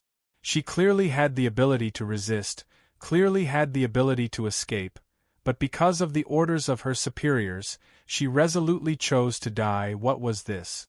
This was order, the order of the young and the old, the order of the upper and lower, the order defended with one's life.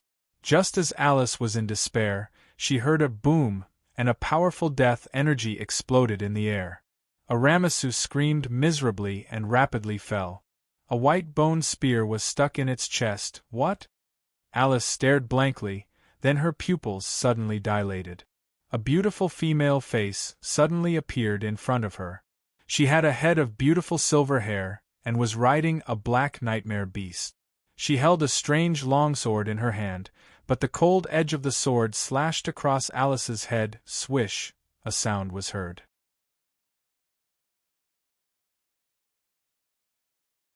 Chapter 862. Thank you.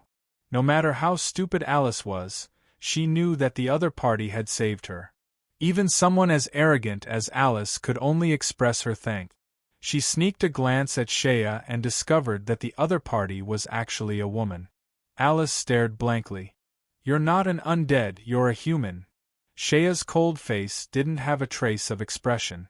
Coupled with the snow goddess's sorrow in her hand, she looked even colder, making people not dare to stare at her. She only softly said and turned to leave. Cronia turned into a phantom, constantly shuttling back and forth in the air. Lamassu was much easier to deal with than Tiramisu. It had to be said that this caravan was indeed lucky. They had encountered Lamassu. If it had been the god-rank beast Tiramisu, they wouldn't have been able to escape so easily.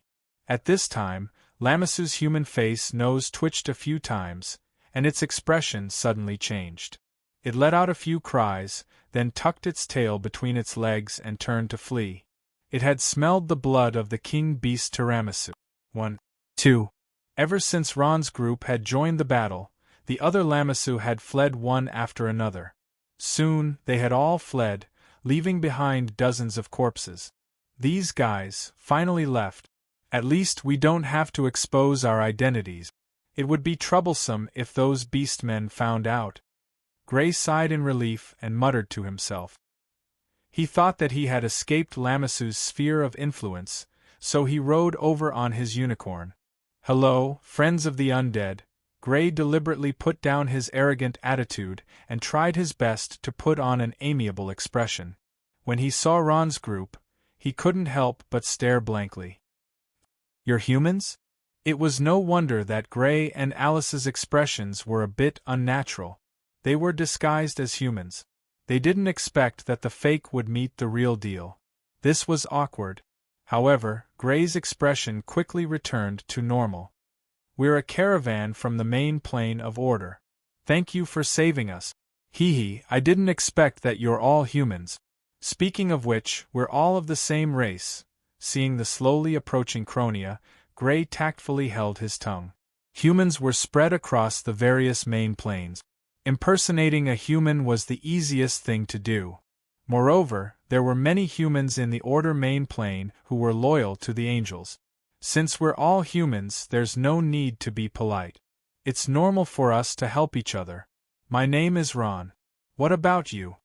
Ron narrowed his eyes and carefully sized up Gray, Alice, and the others. In order to hide his identity, he used the Dragonbone staff. The Calamity God's staff was too eye-catching, and he was afraid that the people of the Order plane would recognize him. Alice, Shea. Both parties briefly introduced themselves. At this time, Gray asked, Mr. Ron, where are you going? Forgotten City. Ron replied. What a coincidence. Gray stared for a moment before smiling and saying, We're also going to the Forgotten City. Looks like we can travel together and take care of each other. Perhaps because Gray's appearance gave people a good impression, Ron hesitated for a moment before nodding in agreement. Gray was very enthusiastic towards Ron and the others. After knowing that Ron and the others didn't have any horses, he immediately lent the unicorn of his dead comrade to Ron. Both parties chatted, and the atmosphere was very harmonious. May I know what business Mr. Gray is in? Ron rode on the back of the unicorn and asked with a smile.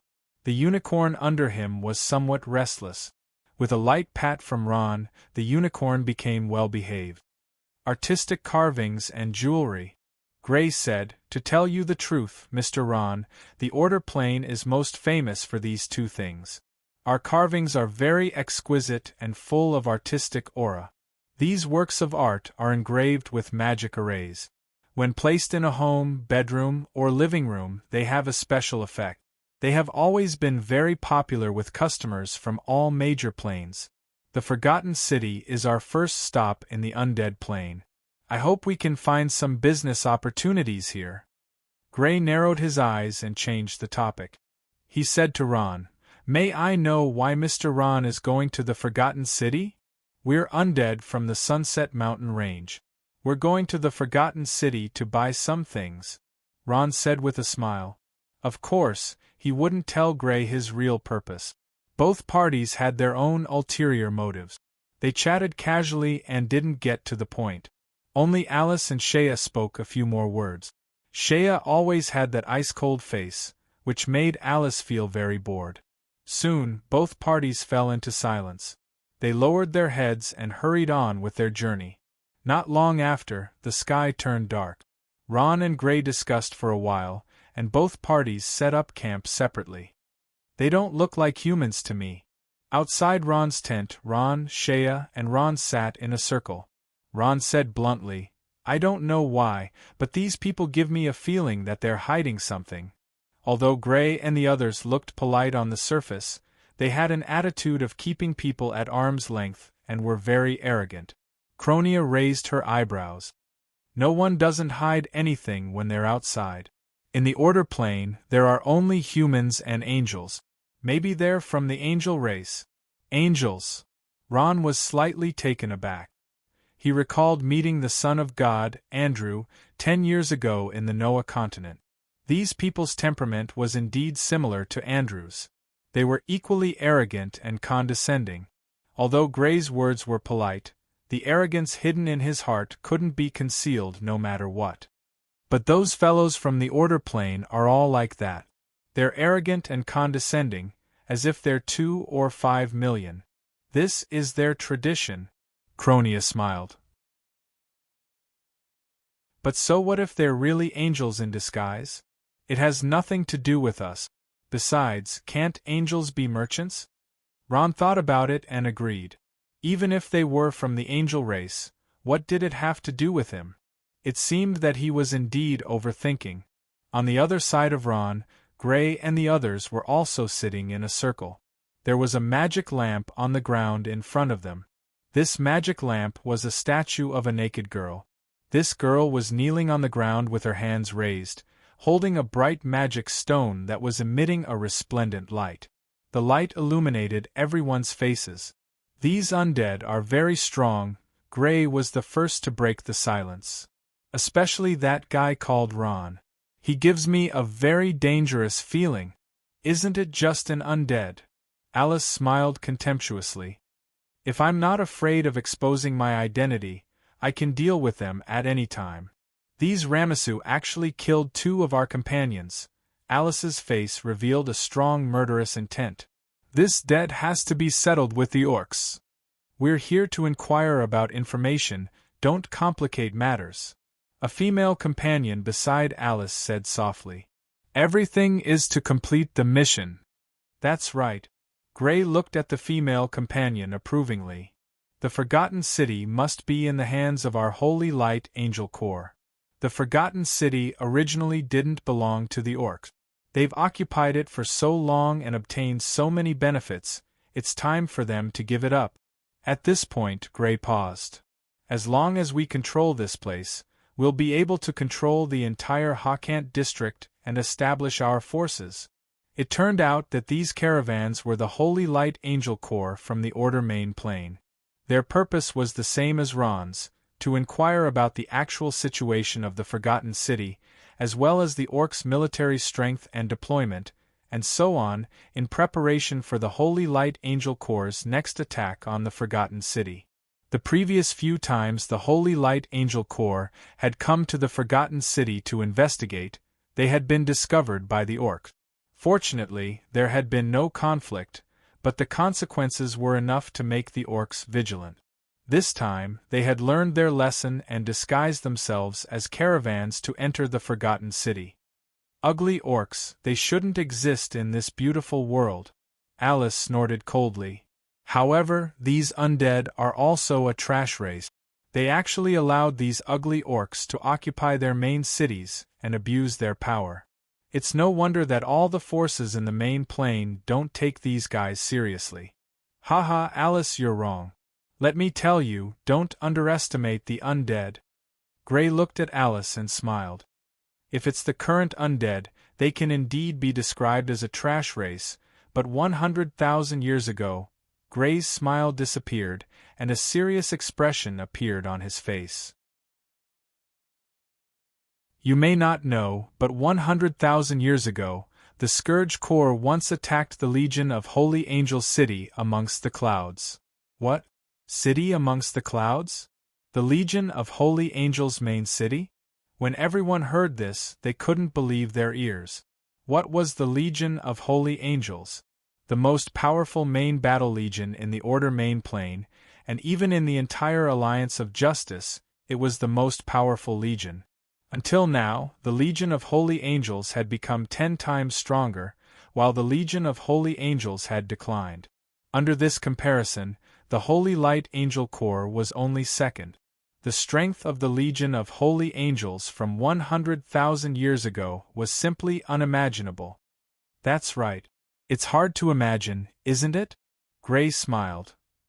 100,000 years ago, I was still a small, ordinary angel in the Holy Light Angel Corps. When I received the distress signal from the city amongst the clouds, Lord Angel Emily didn't dare to be negligent and immediately ordered the 3rd Legion to retreat. I was among them. Everyone held their breaths as they listened, not daring to breathe too loudly. One day, Gray solemnly raised a finger. In just one day, 24 hours, the Angel Corps sent out by the Holy Light Angels was defeated by the Scourge Corps. At that time, I only saw blood all over the ground, as well as falling angel corpses, roaring undead, low bugles, and blood-red skull flags fluttering in the wind. In my memory, I could only keep running far away. I've never run so pathetically. In the battles against the Hell Legion, the Orc Legion, and the Abyss Legion, I've never thought that a powerful angel could be defeated so badly on the battlefield. Is this true? The undead from 100,000 years ago were really that powerful? That female angel swallowed her saliva and exclaimed. The powerful ones weren't the undead, but the Scourge Corps. Actually, it's about the same. At that time, the Scourge Core was the symbol of the undead. Gray pressed his chest. Even now, when I hear the bugles of the undead, I still feel a little scared. This might be the aftereffects of that war. Then why are the undead now so different from the undead back then? They're not strong at all, and they give people the impression that they're very weak. Alice frowned, obviously not believing Gray's words. If Gray wasn't their captain, she would have questioned him directly. Maybe they're lacking a kind of spirit. Gray thought for a while and said, "At that time, the undead were all courageous and unafraid of death. You didn't see it. There were hundreds of millions of undead, a black sea of skeletons, and you couldn't see the end of it. Their attacks to the sky were like rain. That kind of shock really can't be described with words." Gray's mouth was dry from talking, and he drank a mouthful of water. The undead now, including the so-called Scourge Core, are not at the same level at all. They're just wearing the name of the Scourge Core. Then what happened in the end? Did the Scourge Core fail in the end? A male angel asked. Of course they failed. Don't you see that the city amongst the clouds is still fine? The Legion of Holy Angels is still the #1 main battle legion in the main plane of order? Alice said. She was a little dissatisfied with the Holy Angels. In fact, all the forces in the main plane of order had a very complicated feeling towards the Legion of Holy Angels. They were both powerful and indispensable. I'm not too sure about what happened in the end. Gray hesitated for a moment and said, I only know that the Lich King of the Scourge Corps and the Archangel Michael fought in the city amongst the clouds. I don't know who won, but I heard that the Archangel Michael was defeated again and again before retreating to the city amongst the clouds. Then, for some reason, the Scourge Corps retreated, and the Legion of Holy Angels suffered a great loss. The Lich King seems to have died, and the undead have been declining until now. Their Archangel Michael was the most powerful angel in the main plane of order. The Archangel Emily of the Legion of Holy Light was far inferior to him. However, only the Scourge Corps from 100,000 years ago could beat the Legion of Holy Angels into such a sorry state. So, we won. The male angel's eyes were full of excitement. I told you we angels are the most powerful. From the results, we won, but we don't know what the situation was at that time. Gray took a deep breath and said, In short, we can't underestimate the undead. The next morning, the two teams set off again. This time, with Cronia leading the way, Gray and the others traveled very smoothly. They only took 5 days to reach the Forgotten City. The Forgotten City was more majestic and grand than any city Ron had ever seen. This was a building from the main plane, and Cronia had long been used to it. Only Ron saw it for the first time. There were still traces of the undead on the mottled city walls.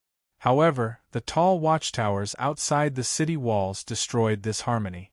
This showed that this was a city that already belonged to the orcs. Below the huge city gates stood fully armed orc soldiers. When the undead saw them, they could only lower their heads and slowly walk over. They didn't even dare to raise their heads to look at them. Mr. Ron, let's part here. Gray smiled at Ron in a friendly manner. What a pleasant journey. Unfortunately, it was too short. That's right. Ron also politely returned the greeting. I'm very grateful for Mr. Gray's warm hospitality along the way. After both sides bowed, Ron returned the unicorn to Gray and disappeared into the crowd with Shea and Cronia.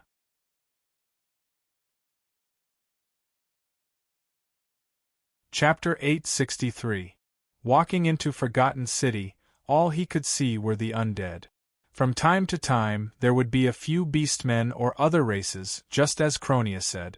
The undead plane no longer belongs to the undead. The former masters of the land of the undead are now nothing more than slaves. They have no dignity at all.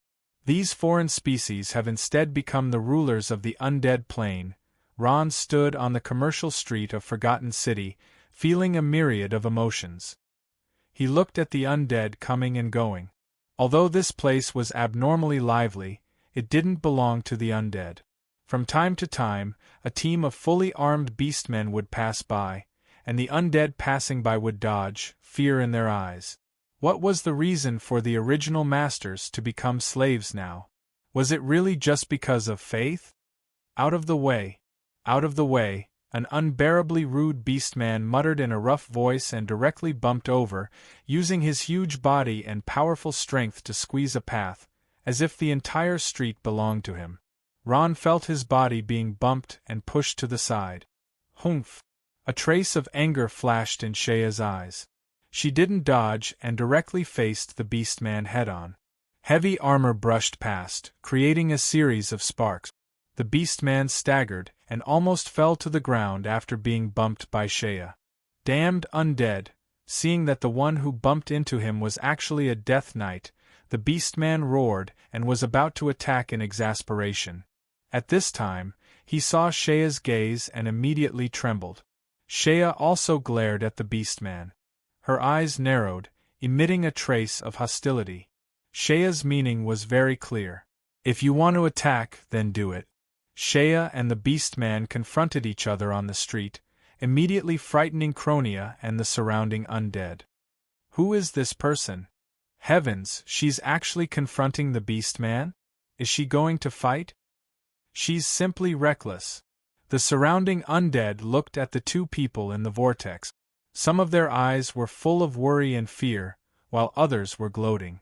In the eyes of these undead, orcs were powerful and barbaric, while undead represented lowly and lowly. In the Forgotten City, orcs were supreme existences, and Shea's actions were simply seeking death in the eyes of the other undead. It's over. Cronia sighed, thinking, this Shea just won't stop. Now that she's clashing with that beastman, everything will be over once the beastman guards arrive. This beastman was also a beastman, and also a powerful warrior with the strength of the divine realm. If he really fought with Shea, it was unknown who would win, but Shea was confident that she could defeat him. Ron's palms were full of sweat. At this moment, his heart was full of entanglement.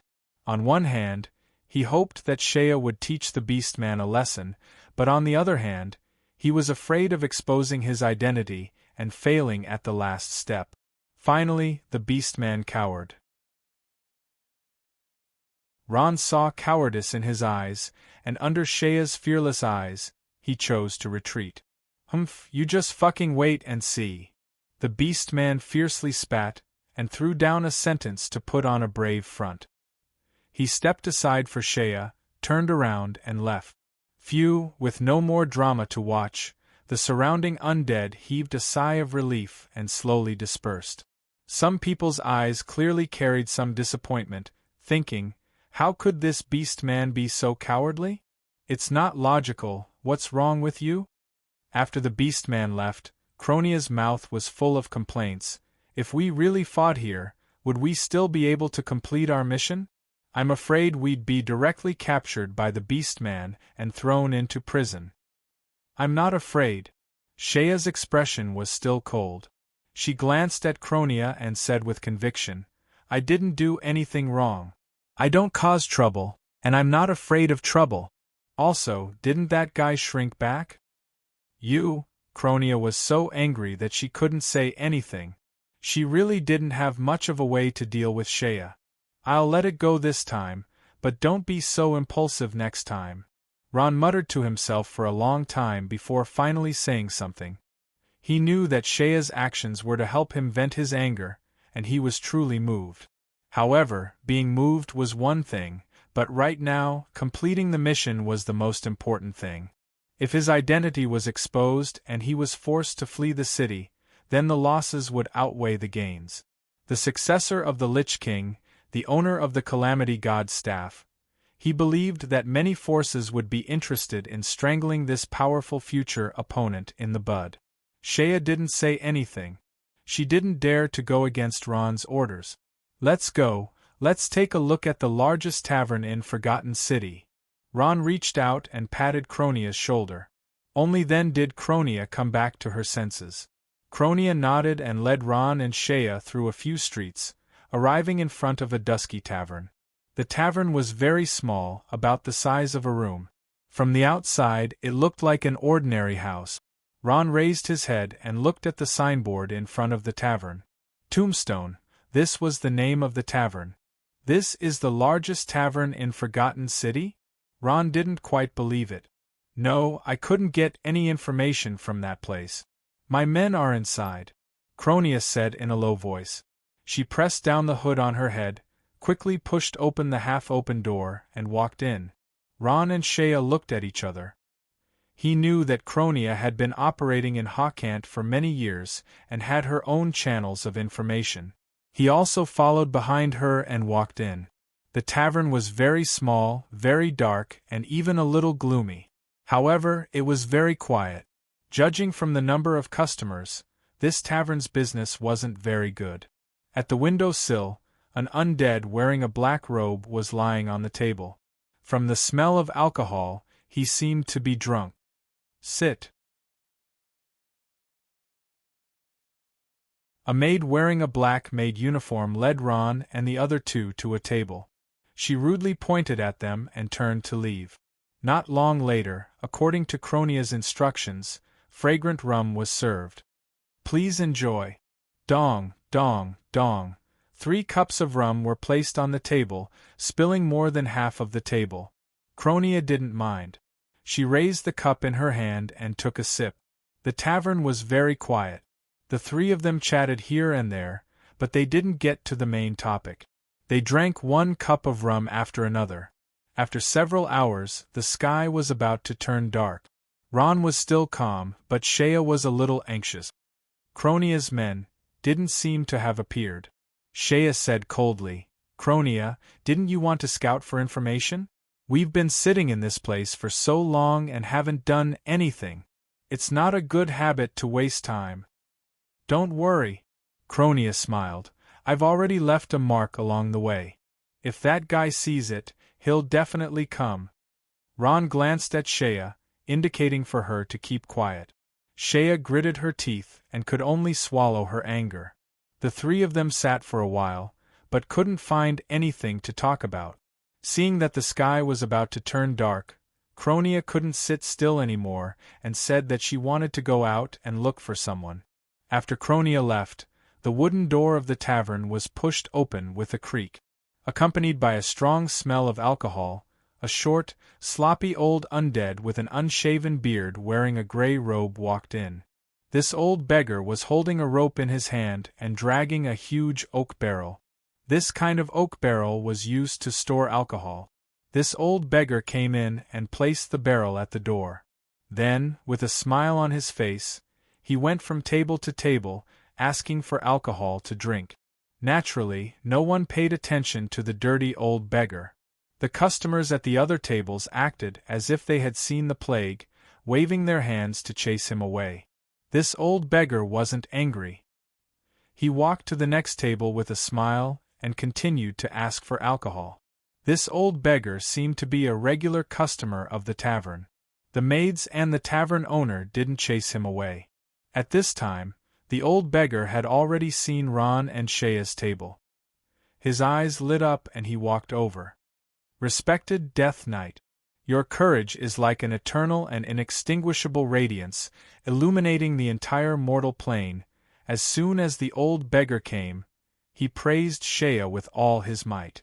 On the other hand, he was drooling as he stared at the half-drunk rum in front of Shea. It had to be said that this guy's eloquence was pretty good. However, he was interrupted by Shea before he could finish. Go away. Don't bother me. If you come again, I'll kill you. Shea was in a bad mood.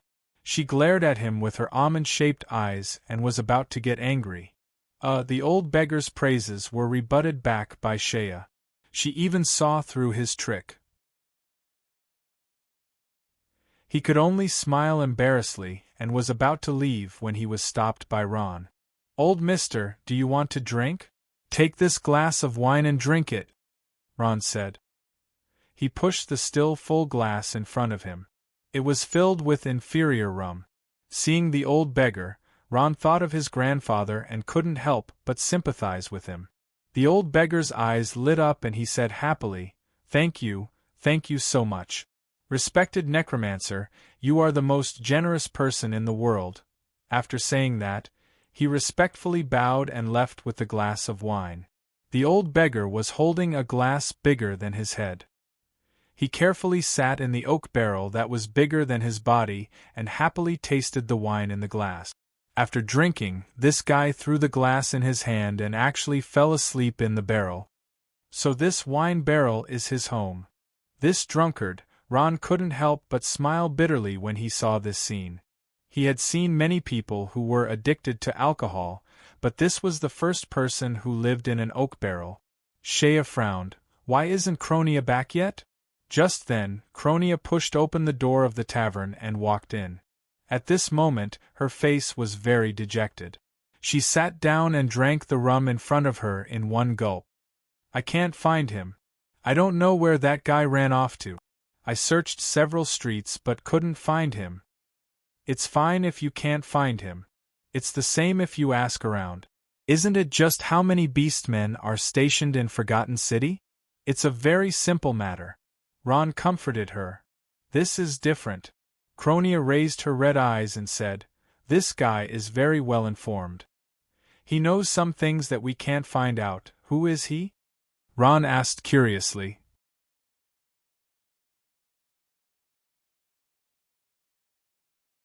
Chapter 864. Tombstone Tavern in a Dark Corner. "What? You want to attack the Forgotten City?" The oak barrel sage, who was drinking more than half of his rum, trembled and almost lost his grip on the cup. His eyes widened in disbelief.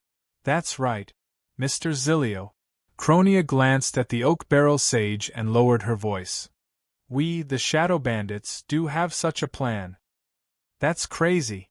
The oak barrel sage smiled bitterly and took a sip of his rum. The oak barrel sage was only his nickname. His name was Zilio. "I didn't expect you to have such a crazy plan. That's not right." Zilio paused for a moment as if he had thought of something. He stared at Cronia with his slightly drunken eyes. "So, the disappearance of Osama's 5,000 orcs in the Sunset Mountain Range was also your doing?" Cronia, Ron, and Shea looked at each other and saw the shock in each other's eyes.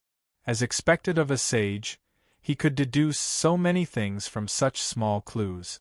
Although he was not strong, Cronia said that he had some prediction ability. Could it be true? Just as Cronia was hesitating whether she should answer this question, Zilio turned to Ron. "Sir, are you a hero?" Hero was only a title. Zilio was referring to Ron's strength. He was a god. "That's right." After the initial shock, Ron quickly calmed down. Instead of being so secretive, he might as well admit it. With 20,000 undead from the Shadow Bandits defeating 5,000 orcs, it would be strange if there was nothing else. Ron told Zilio his identity without hesitation. "Necromancer. God." Zilio's expression became agitated and his lips trembled. At this moment, a thought flashed through his mind. The return of the undead and the rebirth of the Lich. Could this be a sign of the great calamity? "What?" Zilio's voice was too soft. Ron, Shea, and Cronia did not hear him clearly and were stunned. "Nothing." Feeling that he had let the cat out of the bag, he immediately stopped and changed the topic. Although they have the help of a deity's power, the Dark Shadow Bandits are ultimately still too weak. They're no match for the Frostwolf Corps. Hasleo paused for a moment, finishing the inferior rum in his cup in one gulp. "Miss Cronia, although I really want to help you, I have to advise you to give up on this idea. The Frostwolf Legion attaches great importance to this stronghold of Forgotten City. According to my estimates, the Frostwolf Legion's strength is no less than 300,000. 300,000? Even though she was mentally prepared, Cronia could not help but cry out. If that was really the case, they would not be able to take over the Forgotten City. The 100,000 undead would not even be enough to fill the gaps between the orc army's teeth. Then there's no other way. Cronia's expression dimmed as she said dejectedly. "But it's strange. Zilio muttered to himself. The number of orc soldiers on the streets seems to have increased over the past few days. They're patrolling the surroundings as if they're facing a great enemy. This is something that happened after Osama died. Logically speaking, for the 100,000 undead, this shouldn't be happening at all. The orcs are simply going to start a war. Ron took a deep breath. Whether or not the orcs were going to start a war, or who they were fighting against, did not matter to him. What he cared about was how to obtain the Forgotten City and obtain the Black Crystal Mine. Mr. Zilio, is there really no other way? Ron continued to ask, unwilling to give up. He could tell that Zilio wanted to say something but was hesitating. Zilio sighed. Since the Lich King has asked, I can only tell you, if we want to take over the Forgotten City, we must borrow an even greater power. Zilio rolled his eyes and said, an even greater power? Ron, Shea, and Cronia looked at each other, their eyes full of questions. Queen Lolth of the Spider Kingdom in the southern mountains of the Cerrito district. She's a powerful crypt lord with the strength of a god. If we can obtain her help, taking over the Forgotten City won't be a problem. Queen Lolth of the Spider Kingdom? Crypt Lord? Ron furrowed his brows. Are you sure she'll help us? It shouldn't be a problem. If you're really the Lich King's successor. Zilio waved his hand, gesturing for the maid to bring another cup of wine.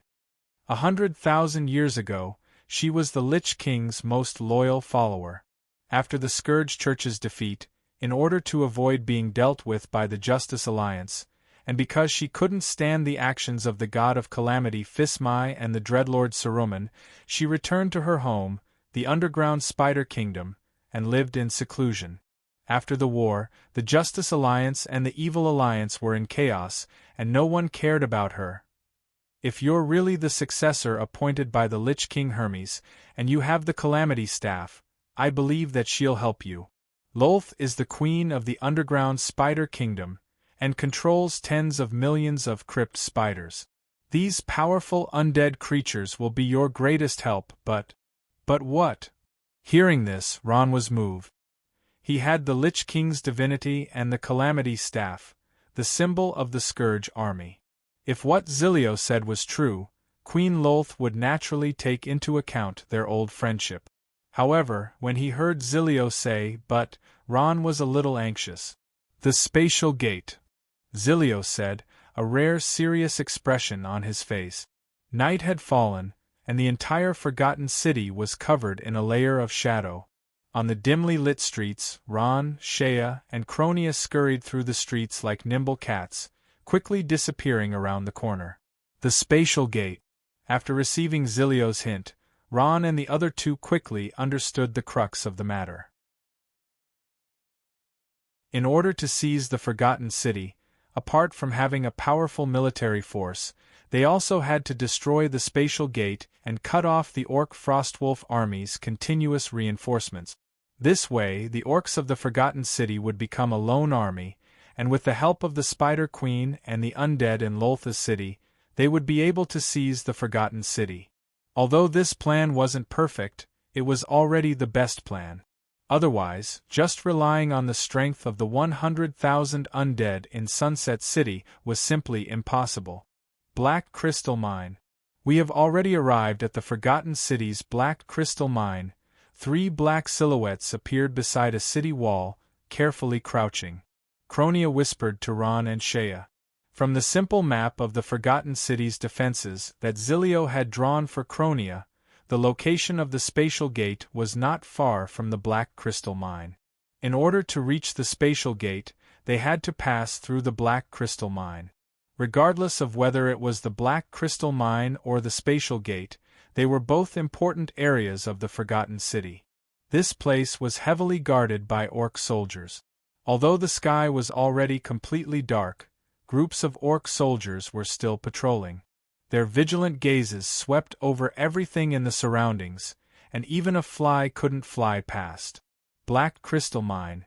Ron slightly raised his head, quietly sizing up the environment below.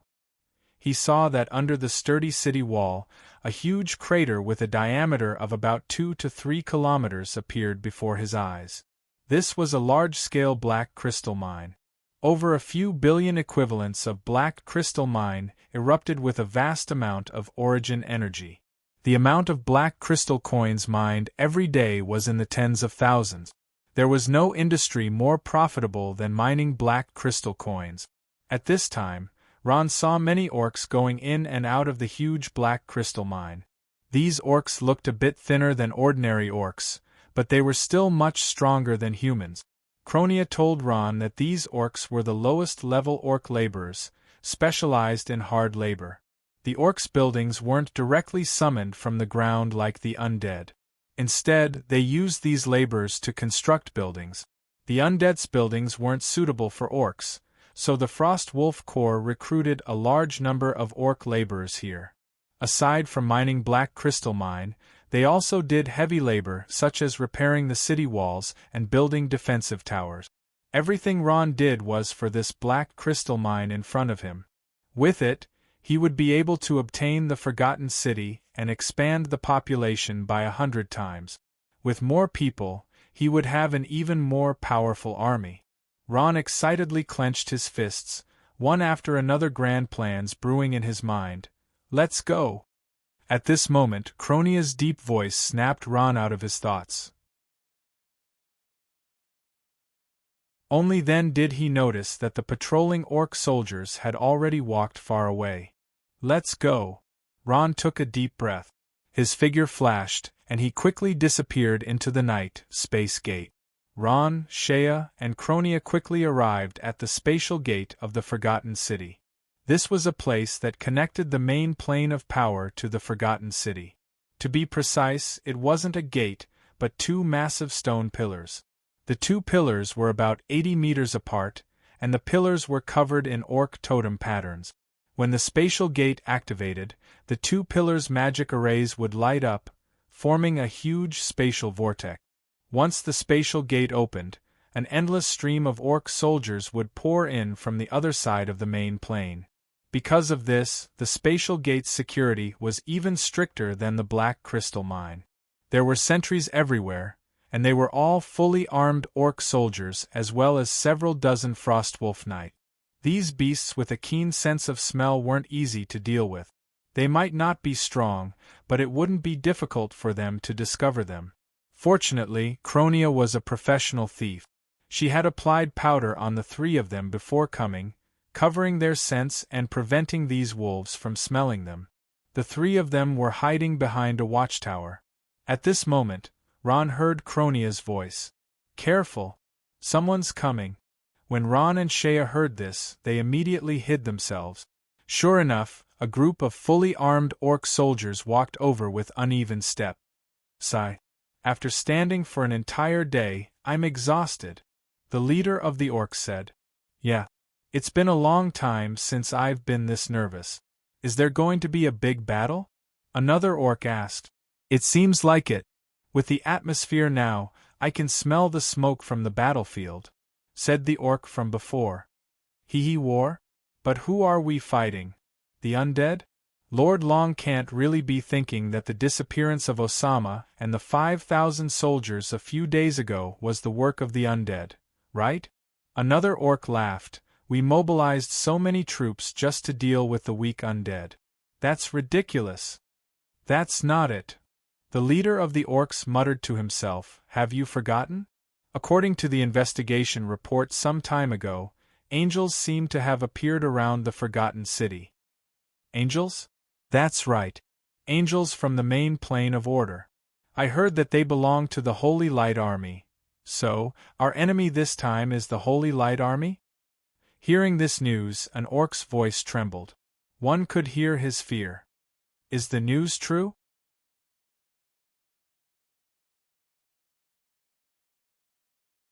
Chapter 865. Long's here. Ron couldn't help but be startled when he heard the news. This wasn't good news for him, as it added a lot of variables to his mission of destroying the spatial gate. 23, WX. / even Long's here? Is it really because we're undead? Why are these orcs acting like they're facing a great enemy? Ron's mind raced, but he couldn't figure it out. He wasn't the only one who couldn't figure it out. Even Cronia couldn't figure it out. If such a powerful force was really used to deal with the undead, it was simply too absurd. No matter what, we must destroy the spatial gate. Ron secretly made up his mind. At this time, the giant wolf walking in front suddenly sniffed towards the sky and let out a few low howls. The orc patrolling soldier immediately stopped and looked around with vigilant eyes as he shouted sternly. "Who's there? Come out. Oh no, we've been discovered." Ron was anxious. He was about to show himself and kill that orc on the spot when he saw Cronia give him a look. He couldn't help but be startled. Boom! A huge ball of light suddenly fell from the sky and bloomed among the orcs. The light from the explosion was like a sharp sword, and the orcs fell to the ground one after another. What? Ron came back to his senses. It turned out that the other party hadn't discovered him at all. It was someone else. No wonder Cronia had been so calm and kept winking at him. "We've been exposed. Quick, kill your way to the spatial gate." With a shout, a beautiful figure instantly appeared from the sky and charged toward the orcs. It's them. Ron recognized them at a glance. They were none other than the caravan from the main plane of order.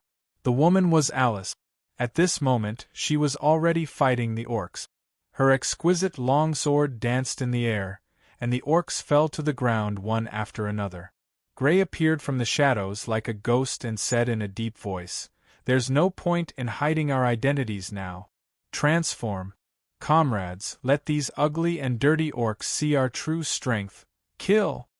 Everyone in the caravan shouted. Then, rays of dazzling light lit up on their bodies. Behind their thick armor, pairs of pure white wings spread out and flapped gently. In the night sky, they were as brilliant as the sun, illuminating the entire city as if it were daytime. There were only a dozen of them, but they exploded with a shocking fighting spirit. They took out weapons from their spatial rings and joined the battle. It's the angels. Angels of the Holy Angel Corps. Quick, sound the alarm. Don't let them escape, kill. The tranquility of the night was completely broken. The orcs began to regain their senses. Some orcs ran to the clock tower above the city wall and pulled the mechanism. The alarm sounded throughout the entire city, and all of the orcs in the Forgotten City were alarmed. They all picked up their weapons and gathered at the spatial gates. Kill, kill, kill. After transforming into angels, Gray, Alice, and the others were more than 10 times stronger than before. At this moment, they were like tigers in a flock of sheep, wantonly killing. Although the orcs were much taller than them, their armor was like paper in front of these powerful angels. The powerful Guangming's power broke through their power.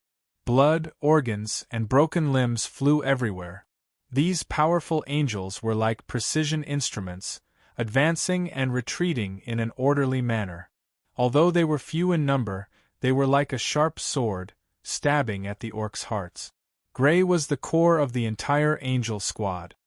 He held a heavy one-handed scepter in one hand and a sturdy half-body shield in the other. He spread his wings and flapped them a few times, rising into the air. Then, he quickly rushed in front of an orc frost wolf knight.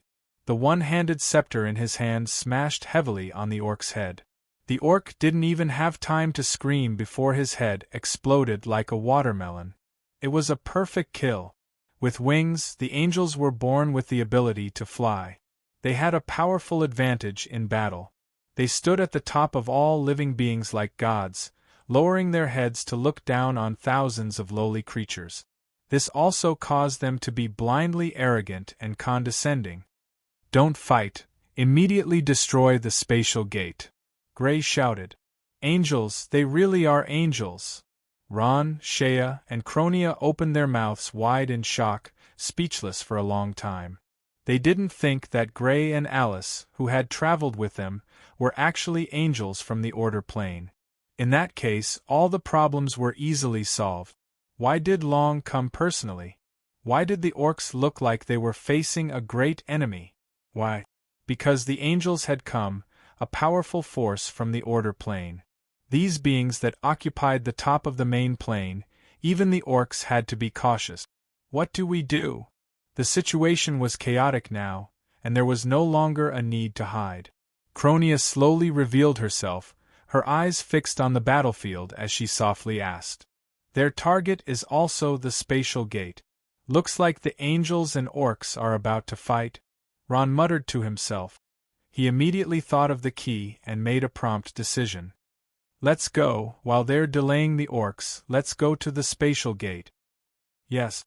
Shea and Cronia replied in unison.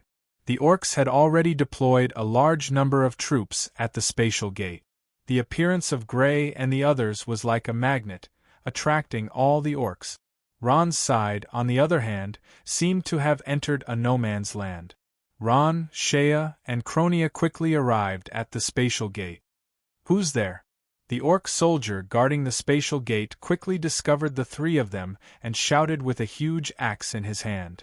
Swish, a sound was heard. A bright light flashed, and the orc could be seen clutching his neck in pain, blood gushing out like a fountain. Hurry! Hurry! Ron was like a ferocious tiger descending the mountain. He held a bone spear in his hand, and when he found an orc soldier, he quickly killed his way to the spatial gate. The spatial gate. There are also enemies at the spatial gate, the orc soldier said with a trembling voice. Sound the alarm and activate the spatial gate immediately. The orc captain shouted. Have reinforcements from the main plane, hurry! Rumble. With a sound, the space gate was activated. The two huge stone pillars were entwined with lightning, and not long after, they formed a huge vortex. Countless bolts of lightning fell from the sky, and a powerful spatial energy spread in all directions. Even the entire forgotten city was lightly shaking. The spatial gate. The spatial gate has been activated. Seeing this scene, Alice's face was deathly pale. At this moment, her body was covered in blood, and even her pure white wings were no exception. We have to be quick, otherwise it'll be too late. Gray was much calmer than Alice.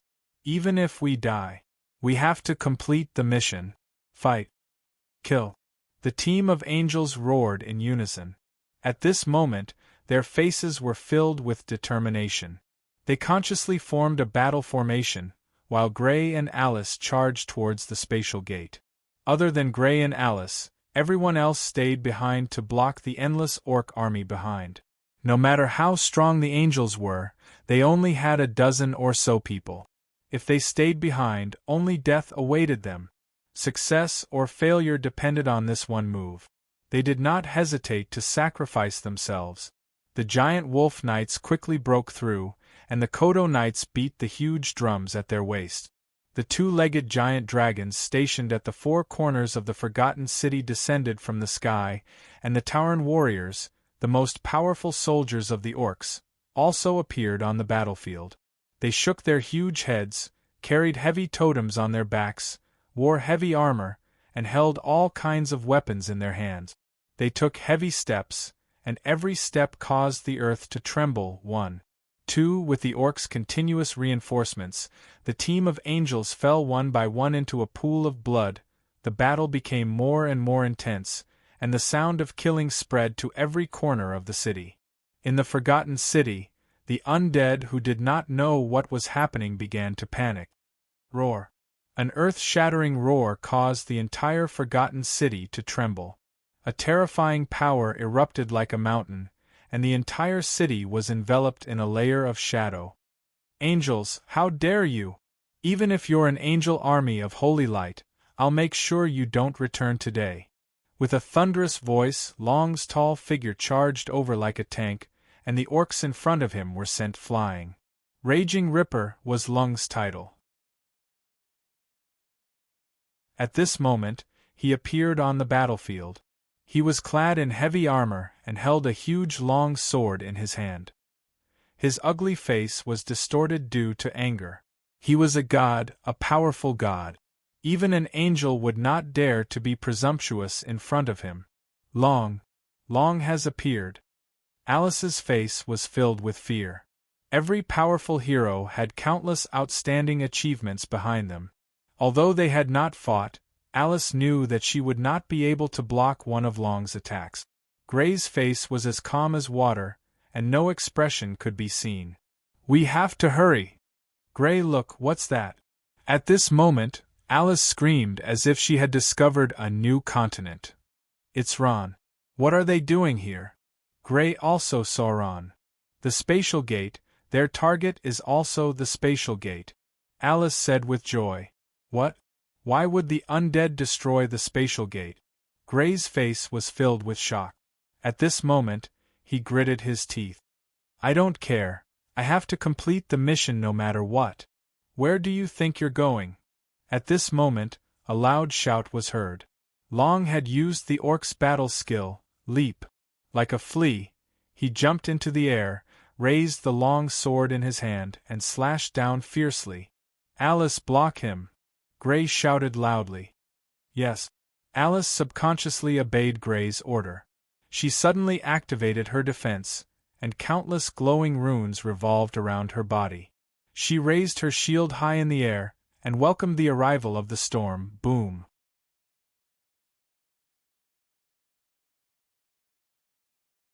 Chapter 866. No matter how powerful Alice was, how could she be Long's match? Long was a god, a true god, a powerhouse who had comprehended the power of the beast god. Even if Alice used Guangming's divine power, she still couldn't defeat a true god. Long was even more powerful than Utaris. Alice heavily fell to the ground, one of her pure white wings broken. At this moment, she was like an angel who had fallen into the mortal world, watching Long approach step by step, her heart filled with sorrow and despair. Alice raised her head with difficulty and glanced at Gray. She saw Gray quickly flapping his wings and flying forward without looking back. He didn't even look back. His goal was the spatial gate. "Gray!" Alice softly called out, her eyes filled with disappointment. She knew that Gray was doing the right thing. For the sake of the mission, he would do anything. Even if it was her, she had to sacrifice herself when needed. This was order, an emotionless order. However, Alice didn't dare to believe that Gray was such a person. Their secret vow of eternal love was like child's play to her. The current Gray simply didn't care about her. "Soon. Just a bit faster. As long as I destroy the spatial gate, Lady Emily will definitely reward me handsomely." Gray's eyes were filled with intense passion. At this moment, he had already completely thrown Alice to the back of his mind. A scene slowly appeared in his mind.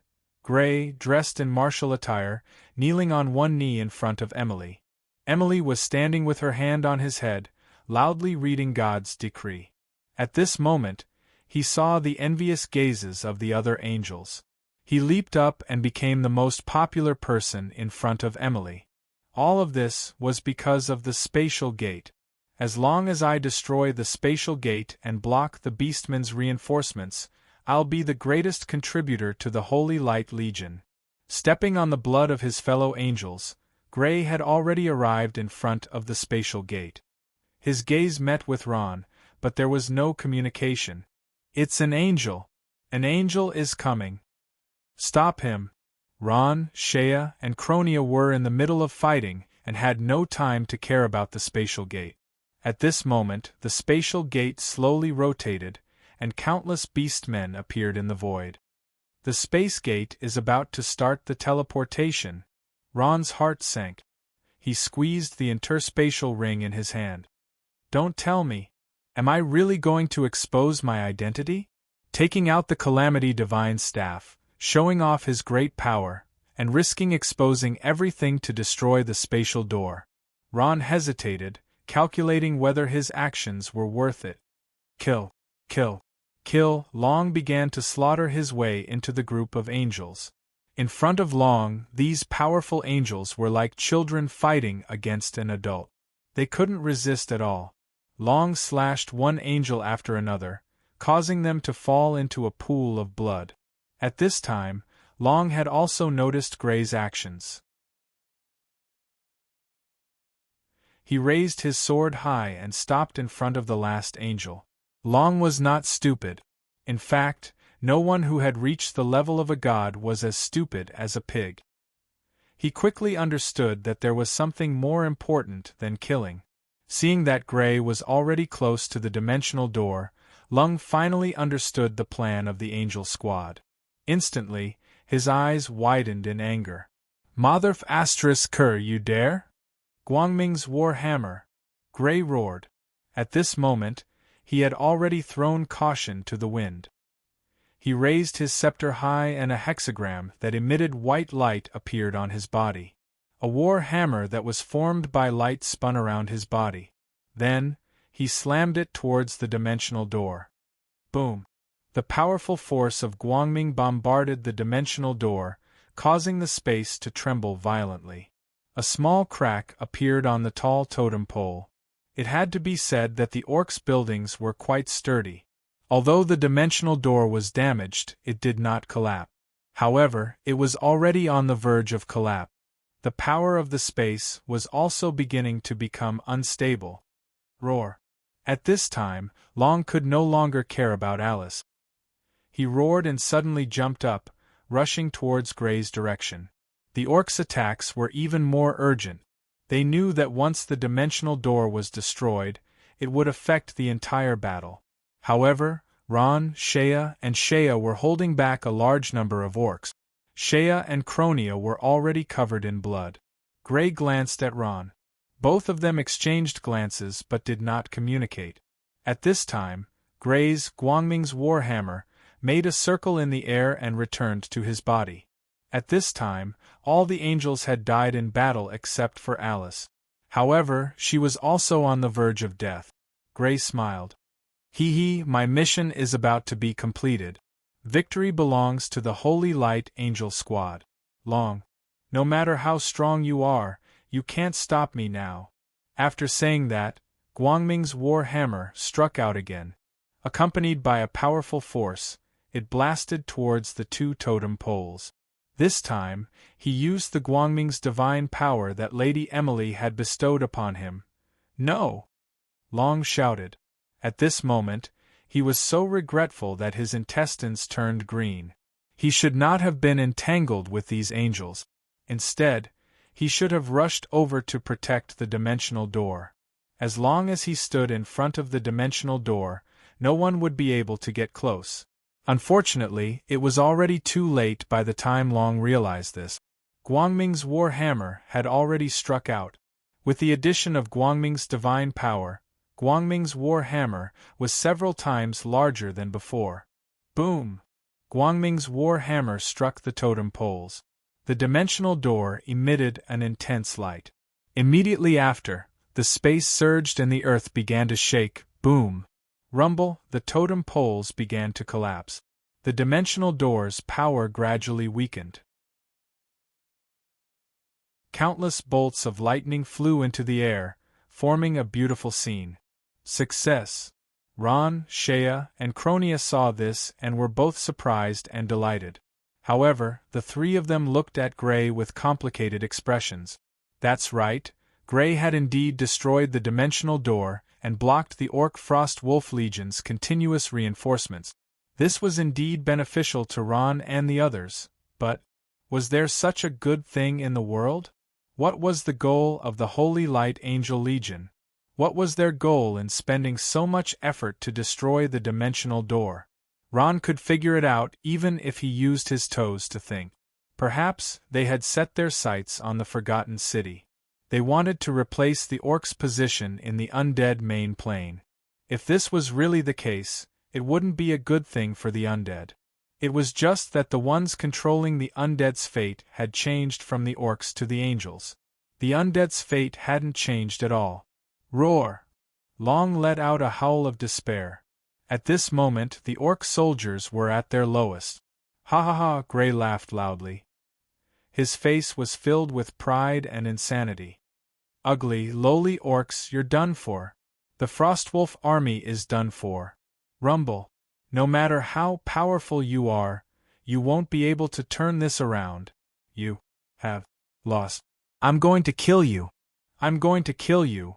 Long's eyes turned blood red, and his murderous intent burned like flames in the sky. He raised his long sword, and a powerful divine power flashed in the blade. His tall body suddenly leaped and pounced on Gray. Haha, you want to kill me? Unfortunately, it's too late. A cold smile appeared on Gray's face. He held a scroll in his hand and slowly tore it open. Teleportation scroll. Gray used the teleportation scroll. The spatial energy of the teleportation scroll wrapped around him. At this moment, Long's figure appeared above him. Gray could clearly feel the chill of the blade on his forehead. Gray still had a smile on his face. However, he was extremely nervous at this moment. His palms were covered in cold sweat. Whoosh! At the last moment, Gray's figure disappeared into the horizon. Although Long was fast, he was still one step too late. Gray. A bitter smile appeared on Alice's face. From the beginning to the end, Gray didn't even look at her. At this moment, she was extremely disappointed in Gray. Scenes of her time with Gray appeared in Alice's mind.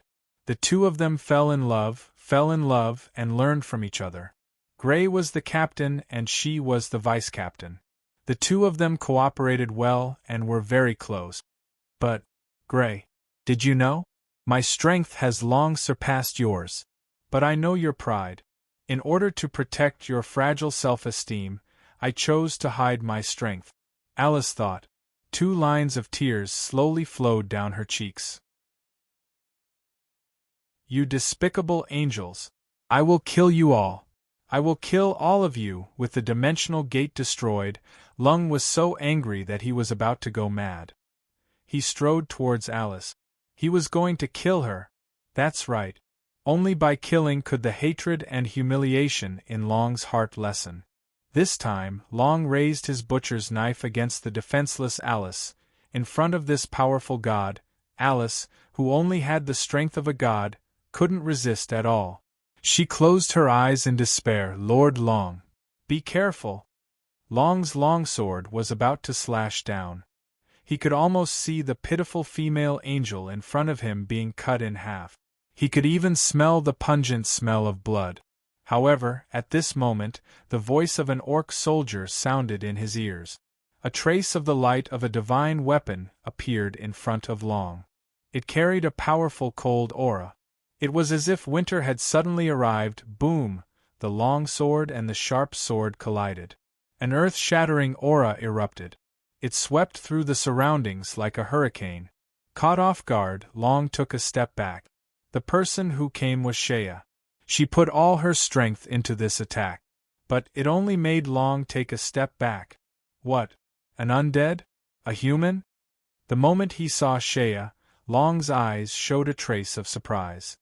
He didn't expect that there would be another group of people besides the angels of the Holy Light Legion who had designs on the spatial gate.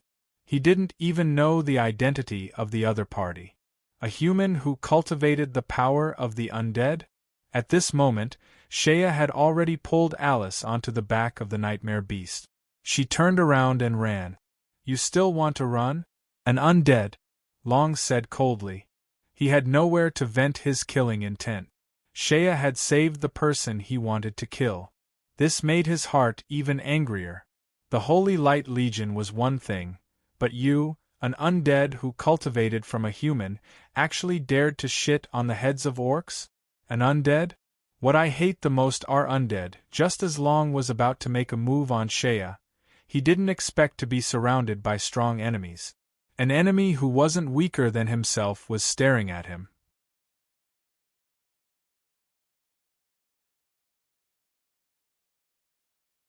Chapter 867. Death's Hand. Ron coldly snorted. The divine power of death surrounded his body, and his black eyes turned green. His feet slowly left the ground, and the dragon bone staff in his hand turned into the Calamity God's staff. Vast and strange divine power of death filled the entire space. A huge hand grabbed at Long, and the surrounding ghosts let out mournful cries. The terrifying death energy passed through the void, and the powerful pressure caused even the souls of the orcs to tremble. What? Death energy? Long was shocked and his hair stood on end. Since when did the undead have such a powerful hero? Or a god? Berserk meteor slash. The opponent's powerful strength made him feel like he could smell death. Long did not dare to be careless. His long sword turned into a ray of light, as bright as a meteor in the night sky. Boom! The collision of the two divine powers caused the entire Forgotten City to shake. The orcs were all thrown off their feet, and those who were close to them were killed on the spot. The long sword in Long's hand was a god-tier weapon called the Bloodthirsty Blade. Combined with his powerful beast god power, even the ground was cut open like a spider web. Even though he was stronger than Ron, he felt a strong vibration from the bloodthirsty blade in his hand. His heart could not help but sink. The opponent was very strong. Run! Just as Shea was at a loss, Ron's voice sounded in her mind. She did not dare to be careless, and immediately jumped up the city wall on her nightmare beast. This unicorn demon horse had anti-gravity skills, and it ran up the city wall like it was flat ground. After it reached the top of the city wall, it suddenly jumped up high. Hold my hand! Shea looked up and saw Ron's face in the air. There was no blame in his eyes, only deep concern. Shea's heart warmed. She reached out and tightly held Ron's hand. Don't even think about escaping, Long was completely enraged. The spatial gate had been destroyed, and the angel he wanted to kill had been saved. If he let these useless undead escape in front of him, how could he let them escape? This was a major blow to Long's prestige. Whirlwind of blades. In a fit of rage, Long attacked. His first attack was his most powerful skill. Countless saber images swept out from Ron's side, and a whirlwind appeared in the Forgotten City. It sounded like the roar of a beast, and it was like a tornado. It carried the powerful beast god's power and blasted towards Ron. When Ron blasted towards Ron with a thunderous force, he casually glanced around and saw something familiar. It was the weapon in Ron's hand. What is this? Long couldn't help but stare blankly. The gigantic skull slowly appeared in his eyes. The familiar aura of death, and the thing that was constantly rotating. All of these converged into a magnificent image in his eyes. On the boundless prairie, the undead were marching like ants. They charged, roared, and bravely faced the continuous artillery fire. Forward and forward. In the sky above the great army, there was a powerful figure, an undying war spirit, a great name. In his hand there was this strange weapon. Is it him? Seeing the Calamity God's staff, Long was clearly stunned. His skill also showed a trace of stagnation, and his aura became scattered. At this moment, Ron saw an opportunity. Cronia! Facing Long's stormy attacks, Ron was very calm. He called out to Cronia. I'm here. Cronia appeared from the shadows. Let's go. Ron pulled Shea with one hand and Cronia with the other. His figure slowly turned into a black fog, and with a ping, they disappeared into the boundless night. Only Long's angry roar could be heard in the night sky. Night Crow Forest, located in the northeast of the Forgotten City. At night, the Night Crow Forest would occasionally be heard, and it seemed very lively. However, today's Night Crow Forest was different from usual. Silence, a deathly silence. If one looked carefully, on the ground covered with thick leaves, there were corpses of crows lying on the ground.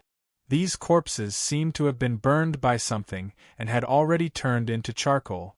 In the depths of the Night Crow Forest, there was a large camp, and it was an endless camp. A male angel silently stood on a small slope. From this place, one could see the Forgotten City in the distance. This male angel had golden hair, blue pupils, sword-like eyebrows, and starry eyes. He had a pair of golden wings on his back, and they were gently flapping, making him look extraordinarily mighty. His name was John, and he was a high-leveled male angel with powerful Guangming divine power. He stood like this, his deep eyes revealing a pondering expression. In the tent behind him, there was the symbol of the Holy Light Angel Corps embroidered. At this moment, a voice broke his train of thought. Lord John! Lord John! An angel flapped his wings and flew over. What is it? That male angel called. John shrugged his shoulders and asked without turning his head. Gray has returned. He brought the latest news from the Forgotten City. That angel hurriedly said. What? John stared blankly, then became overjoyed. Immediately call him to see me. Hua! Hua! Hua! The nightmare beast spread out its 4 hooves, galloping on the boundless grassland. Its 4 strong limbs crossed the stream, creating beautiful splashes.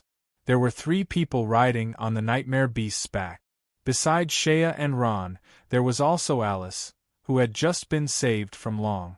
However, the nightmare beast's strength clearly couldn't support the weight of the 3 people, and its speed clearly slowed down. Finally, the nightmare beast couldn't support it any longer and fell to the ground with a thump. The 3 people fell heavily from the horse's back, falling to the ground with their mouths full of mud. Huff! Huff! Ron and Shea stood up with difficulty, bending over and gasping for breath. Alice also fell heavily, but at this moment, she didn't seem to feel anything. She quietly lay on the ground, staring blankly at the sky, as if she had lost her soul. Are you all right? The thief Cronia appeared from the shadows and asked with concern. Shea and Ron shook their heads, indicating that they were fine. Cronia patted her chest with lingering fear. We finally escaped. It was really dangerous just now. We did escape, but my identity was exposed. Ron couldn't help but smile bitterly. At that time, he had acted subconsciously, not knowing whether it was a blessing or a curse. Long might not know his identity, but it was impossible for the Calamity God's staff to not recognize him. Who told you to meddle in other people's business? Cronia grumbled, pointing at Alice. If not for saving her, we would have escaped long ago. Ron smiled bitterly. At that time, he saw Shea rushing forward, so he took action. Long's strength was too strong, and Shea would have lost her life if she wasn't careful. With Ron's character, he definitely wouldn't leave her in the lurch. Shea's mouth twitched as if she wanted to say something, but in the end she didn't say it. I'm sorry. Forget it. Ron waved his hand magnanimously. Sometimes, it's not necessarily a bad thing to have your identity exposed. Shea looked at Ron gratefully. She knew that Ron said that to comfort her, but Shea didn't know why she had rushed forward in the heat of the moment. Thinking about it later, she still felt a little scared. Why did you save me? Wouldn't it be better to let me die? At this time, a faint voice sounded in Ron's ears. He saw Alice lying quietly on the ground, looking helplessly at the sky through the void. There was no trace of life on her face. Bah! You think we wanted to save you? When Cronia saw Alice's appearance, she became even angrier. If it weren't for Sir Shea's benevolence, and couldn't bear to see you die in the hands of that orc, would you still be here talking? Humph! Alice's stubborn temper flared up at Cronia's words. She sat up and shouted, Who wants you to save me? Who wants you to save me? Damned undead! Ha ha! You're actually scolding me. Cronia opened her eyes wide and said with her hands on her waist, Look, look, Lord Lich King, look at the people you've saved. What? Alice was stunned when she heard that. She looked at Ron from head to toe. Did I hear wrong? Lich King? You're the Lich King? Cronia was stunned. Only then did she remember that she had let it slip. Her eyes immediately revealed an ominous glint. Lord Lich King, do you want me to kill her? Kill me? Alice sneered. With just the 2 of you? All right, let me see how you're going to kill me. Lowly undead. Shea looked at Cronia and then at Alice. She knew that this was all her fault. She had no choice but to look at Ron for help. Forget it. Ron had no choice but to tell Alice his identity. In any case, his identity had already been exposed. It wouldn't matter if one more person knew. His intuition told him that Alice wasn't a bad person. "I'm not the Lich King. I'm only the successor of the Lich King." Ron sighed. "Alice? I don't know if Alice is your original name. I guess I'll just call you that." Ron raised his head and looked straight into Alice's eyes. At this moment, Alice was in a very sorry state. Her armor was shattered, her body was covered in wounds, and one of her pure white wings was broken.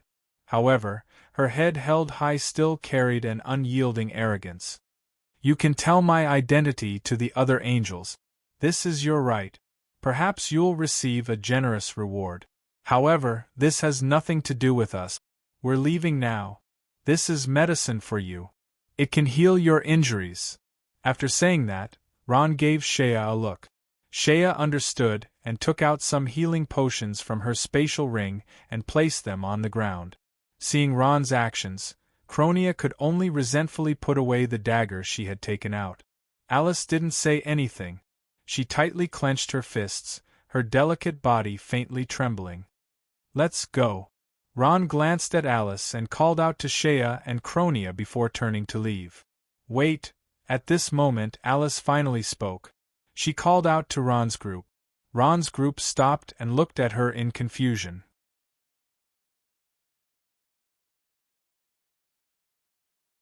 Chapter 868. Long stood on top of the Forgotten City's high walls, his eyes looking into the distance. The sky was already slightly bright, and the light shone on his sharp fangs, emitting a cold light. Is it really him? Thinking of that imposing and terrifying figure, Long could not help but shudder. No, he's already dead. The guy with the weapon is a human. Although he's very strong, it's definitely not him. But what does this human have to do with him? Long thought to himself. If he knew what he had done in the undead main plane, even if he died 10 times over, he would not be able to escape. As someone who had participated in the war 100,000 years ago, Long deeply understood the terror of the Scourge army. Although the Scourge army had now declined, if that man was still around, it was hard to say what would happen in the future. Perhaps that human was not him, but his successor. If that was the case, then the Scourge staff would not be difficult to explain. Long finally figured out some of the key points, but now there were more important things waiting for him. At this time, an orc quickly walked up the ladder on the city wall. Reporting to Lord Long, "We've found traces of a large number of angels in the Night Crow Forest. We believe it's the Holy Light Angel Army from the main plane of Order. Night Crow Forest, they're actually lying in ambush here." At this time, Long recovered from his deep thoughts and paced with his hands behind his back. He had no choice but to put the matter of the Scourge staff aside, because the Holy Light Angel Army's swords were already pointed at his nose. These angels have nothing better to do, daring to set their sights on us? As one of the strongest forces in the evil faction, the orc's pride was no less than the arrogant angels. Long's eyes were filled with a strong murderous intent, and he sneered. "Hee, although you've destroyed the spatial door. What you didn't expect was, I'm here. I'm here." This sentence was enough to show Long's confidence. As the highest leader of the Frostwolf army, his arrival naturally had a huge impact. Although the spatial door had been destroyed, it was not difficult to repair it. It just needed time, but would the Holy Light Angel Army give him time? Definitely not. Long was almost certain that after the angel escaped, they would attack immediately. If that was the case, at this time, another orc ran up the city wall. Reporting to Lord Long, "The Holy Light Angel Army has left the Night Crow Forest and is charging towards the Forgotten City." "What?" When Long heard this, he immediately clenched his teeth in anger. These angels came so quickly. Angels were high-level creatures. They had wings and could move very quickly. This was also why the angels in the main plane of Order were so powerful. Their legion of holy angels and Holy Light Angel Corps were second to none. In the evil faction, the only ones who were as famous as the angels were the demons from the main plane of Hell. pass down my order. Gather all the armies and fight the Holy Light Angel army. There was no time to think, so Lung decisively gave the order. Boom! Boom! Boom! The sky had just begun to brighten, and on the boundless plains, dust filled the air. Under the leadership of Archangel John, the Holy Light Angel Corps gathered 80,000 angels and 260,000 ground troops and charged towards the Forgotten City, which was under the control of the orcs. The battle for the Forgotten City had officially begun. This was the first step for the forces from the main plane of order to forcefully enter the main plane of the undead. The Holy Light Angel Corps Emily was determined to win. Although they sent fewer troops than the orcs, they were all elite troops who had participated in many battles. After the Forgotten City's spatial gate was destroyed by Grey, all connections to the main plane of power had been completely cut off. Long knew very well that if this battle failed, the 500,000 orcs in the Forgotten City would have nowhere to go. Long stood on the high city wall of the Forgotten City and looked into the distance with cold eyes. Suddenly, a large black cloud appeared in the sky and pressed down on the Forgotten City with the power of thunder. Angels! Those are angels! Oh my God! So many angels! I swear, I've never seen so many angels in my life. Defend! Defend, everyone! Get ready for battle! Clang! Clang! Clang! The orc army was still well trained. Although they had suffered a small setback, Long had already made preparations. The army had already been stationed in the Forgotten City, and most importantly, Long had personally come. Just by standing on the city walls, he had completely solidified the orcs' confidence. The alarm bell had been rung. All the orcs in the Forgotten City moved. However, the millions of undead living in the Forgotten City were at a loss. Many people didn't even know what was going on. The Holy Light Angel Corps had the most powerful air force. These high-level creatures with flapping wings were the most powerful warriors from birth. Closer, closer. The orcs and even the beautiful feathers of the angels in the sky, as well as the exquisite and gorgeous magic full-body armor. Release, whoosh, whoosh, whoosh. Following the command of the orc commander, countless orc arrow towers roared angrily. The orc arrow towers that occupied the best shooting positions on the city wall shot out sharp arrows that were as thick as spears and scattered into the sky like raindrops. Holy Light Defense. The angel commander waved the weapon in his hand. Vast Guangming power spread out and reflected the light of the angel's armor, forming white runes. Clang! Clang! Clang! The orcs' arrows hit the angel's defense. It was as if they had hit hard steel and bounced off. Other than a few unlucky ones, there were basically no casualties. At this time, the Angel Corps had already charged toward the city wall. They used their natural ability to fly and didn't even need to attack the city. They just directly landed. Kill! Long's eyes were blood-red. He held the divine weapon Bloodthirst Blade, and leaped high like a fierce beast. The long sword in his hand turned into a bright light and attacked the angel closest to him. Long was very fast. The angel didn't even have time to react. He only saw a white light appear in front of him, swoosh, blood splattered everywhere. The angel's face twisted in pain. Only then did he realize that his body had been completely separated from his body. One move. Using only one move to kill an angel from the divine realm. Long, he was worthy of the title of hero. Long live! The orcs cheered. They looked at Long with eyes full of passion. Clang! Clang! Clang! Kill! Kill! Kill! The giant drums on the Kodo's back were beaten.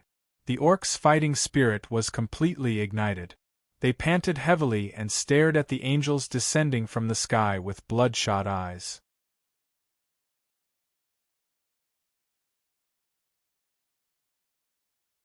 Chapter 869. Long quickly killed his way into the group of angels, the long sword in his hand dancing like a wheel. Every time the sword flashed, an angel would scream and fall to the ground. Quick, surround and kill him. He's the hero of the orcs. An angel screamed. Under that angel's guidance, the surrounding angels quickly closed in on Long. You want to surround me with just you? Long's eyes flashed fiercely. At this moment, his body suddenly emitted a beam of orange light. Whoosh! Whoosh! Whoosh! Long's body split into three. Soon, three identical Long appeared in front of the angels. Each of these clones had powerful combat strength. Not good, it's a clone technique. Not good! The angels screamed. Long, who had split into three, was even more ferocious. He was like a tiger in a flock of sheep, wantonly slaughtering them. The blood and feathers of the angels fell to the ground. None of the angels could stop Long. At this moment, he was like a ferocious beast, killing in and out of the group of angels as he pleased. Of course, except for him, John. This was the Vice Archangel of the Holy Light Angel Corps. He had always been Emily's assistant. Although he was not as powerful as Emily, he was still a godlike existence. At this moment, he slowly revealed himself in the group of angels. His golden wings flapped gently behind him. Bathed in the morning light, he looked like a god descending. At this moment, he slowly raised his hands to the sky with a pious expression on his face. He softly sang, God! Your love reaches the heavens, your righteousness lasts forever, God! Among the gods, no one can compare to you, your deeds are unmatched, God! Your teachings will rise and scatter your enemies, only the believers will be happy, God! Your teachings will rise and scatter your enemies, may your kingdom descend upon this land. Turn all evil into nothingness, boom, boom, boom. At that moment the sky seemed to split open. Rays of light shone down, and the vast divine power of Guangming filled the entire world. At that moment, all the angels began to chant in unison. Their expressions were extremely pious. God, may your kingdom descend. Destroy all evil, boom, boom, boom. With the blessing of the holy light, the fighting spirit of the angels rose to the highest point. They chanted hymns as they pounced on the orcs one after another. At this time, the orc shamans also began to chant. They spoke loudly in a language that no one could understand. They danced with their hands raised high, and a red glow appeared on their hands. Bloodthirsty frenzy! Roar, roar, roar! As they roared, the beastmen's eyes turned red. Their attack power, defense, speed, and morale increased. Every beastman's strength almost doubled. These were the orc shaman priests. Although they were not the most powerful combat profession, they were the most powerful support profession. When an army had a shaman priest, any army would be afraid to fight against them. At this time, the Holy Light Angel Corps' ground troops arrived at the city walls. They were divided into 7 groups, and each group attacked a gate. These ground troops were mainly made up of paladins, holy crossbowmen, priests, unicorn knights, holy crusade knights, siege chariots, and other types of troop. All of them were wearing beautiful and exquisite armor and had great strength. Under the cover of the Angel Corps, these ground troops began to attack the city. 1, 2, 3. Boom! The siege chariots extended large iron pillars and fiercely slammed into the Forgotten City's gate. With just one hit, a crack appeared on the Forgotten City's gate. A commander of the Holy Light Angel Corps loudly shouted, "Well done, guys! Let's go again! Retreat! 1, 2, 3. Ram! Boom! Boom! Boom! The siege chariots rammed into the Forgotten City's gate a few times, and finally, it collapsed with the Angel Corps holding back the orcs' main force. The ground troops quickly broke through. This was the strategy that John had come up with early on. Teamwork, order, and order were the principles of the order plane. Even war followed this principle. The city's broken. The city's broken. Kill! Finally, one of the Angel Corps broke through the gate and charged into the city like a whirlwind, fighting with the orc army. Long, John. As their eyes met, Long and John finally found their opponent. Long laughed coldly, and gave up on the half-dead angel that he had beaten up. He strode forward, and John fearlessly faced him. This was a showdown between heroes, a clash between the primary plane of order and the primary plane of power. Boom! Bloodthirsty saber and angel's sword collided. Guangming's divine power and the orc god's power erupted at the same time, and it was like a huge wave in the ocean. The Forgotten City's gate collapsed in the fierce battle. Hey, look! After escaping the Forgotten City, Ron, Shea, Cronia, and Alice stood on a tall mountain range. They could see the small Forgotten City from here. Cronia pointed at the Forgotten City in the distance and said loudly, "It's the angels, it's the angel corps. They're fighting with the orcs." "That's right." Ron nodded. He looked at the angels flying in the sky, and a trace of shock appeared on his face. The angel corps really lives up to their name. The angels were indeed high-level creatures, favored by the gods. They seemed to have all the advantages of the world's creatures. They had strong defense, beautiful magic, wings that could fly, powerful strength, and handsome appearances. It could be said that they were the most perfect creatures created by the gods. They were born with everything that made other creatures pale in comparison. Ron didn't have any good feelings towards the orcs, but he couldn't feel happy at all when he saw the angels attacking the Forgotten City. This was the undead's territory, but they didn't have any right to decide their own territory. The orcs and the angels were fighting, but the undead, as the masters, were completely uninvolved. This was a disgrace to all undead. Ron tightly clenched his fists, his fingernails almost sinking into his flesh. Once upon a time, the powerful undead had been reduced to such a state. At this moment, Ron suddenly understood the Lich King's painstaking efforts. "I must make the undead strong again," Ron secretly swore in his heart. Shea turned to look at Alice, only to see her quietly standing there with a complicated expression on her face. How could Alice not recognize her own corps? Calculating the time, the angel corps should have started attacking by now. As long as she was willing, she could go back with just a single step. But did she want to go back? That was the cold and emotionless order plane. There was only life and death, order and obedience. Apart from the will of the gods, there was no room for personal thought. There, she wasn't a life, but a tool that could be sacrificed for the mission. In this mortal plane, was this holy light angel legion still worthy of his loyalty? And that Gray, thinking of Gray, Alice immediately lost interest in going back. She silently sighed.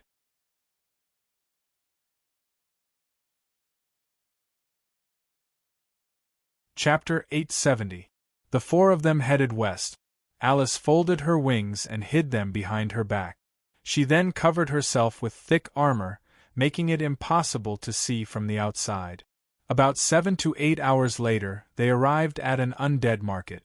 In the market, apart from Shea, Ron, Cronia, and Alice each bought an undead horse. With the horses, their speed was obviously much faster. They took only 3 days to reach the spider forest. The dense spider forest was like a giant beast in front of them, its huge mouth wide open as if it was about to devour them. As it was close to evening, this place seemed even more sinister. "We've arrived at the spider forest." Cronia reined in the horse's head, her expression grave. "But there's no path ahead." Shea frowned. "Why?" "Because the spider forest is a forbidden place. Ever since the Spider Empress Lolth fled here after being defeated, this place has basically become a dead zone. No one has ever entered this place," Cronia said calmly. "The map was drawn by humans. A place that no one had entered naturally wouldn't have a path marked on the map. The spider forest is merely the surface of the Spider Kingdom. The true face of the Spider Kingdom lies in the enormous underground palace beneath the spider forest," Cronia sighed. "It's not easy to find the entrance to the underground palace. We can only try our luck. If what Mr. Zilio said is true, the Spider Empress Lolth will definitely help us. As long as there's a trace of possibility, We have to work 100 times harder. Ron nodded with a sullen expression and said resolutely, I must find the Spider Empress Lolth. Alice frowned. I feel disgusted by this place. Don't go in if you're afraid of death. Cronia snorted coldly. She didn't have a good impression of the angel. These days, the two of them had been back and forth, sparring with words countless times. If it weren't for Ron suppressing the two of them, they would probably have fought. You? Alice was instantly enraged when she heard that. She sneered. Hee, who's afraid of death? A person who doesn't dare to fight head-on and only dares to use despicable sneak attack. If you have the guts, let's duel. Let's duel then. Cronia's anger surged. Come on. Alice didn't want to be outdone. Done. Ron stopped Cronia's provocation and turned to Alice, calmly saying, Alice, if you are not willing to go in with us, you can leave now. I have a premonition that there is great danger lurking ahead. Although we saved you from the orcs, we have no right to ask you to take the risk with us. In the end, this is the matter of us undead. Alice was stunned. She had never heard anyone speak in a negotiating tone. In the main plane of order, it was either an order or an order. Everything was carried out according to strict rules. Ever since she followed Ron and the others, Alice had learned a new word. Freedom. Isn't it just a few spiders? Alice smiled. If you're not afraid, why should I be? Since you're not afraid, then follow me. Ron muttered. He wasn't worried about Alice's strength. He was worried that if he brought an angel in, she would misunderstand.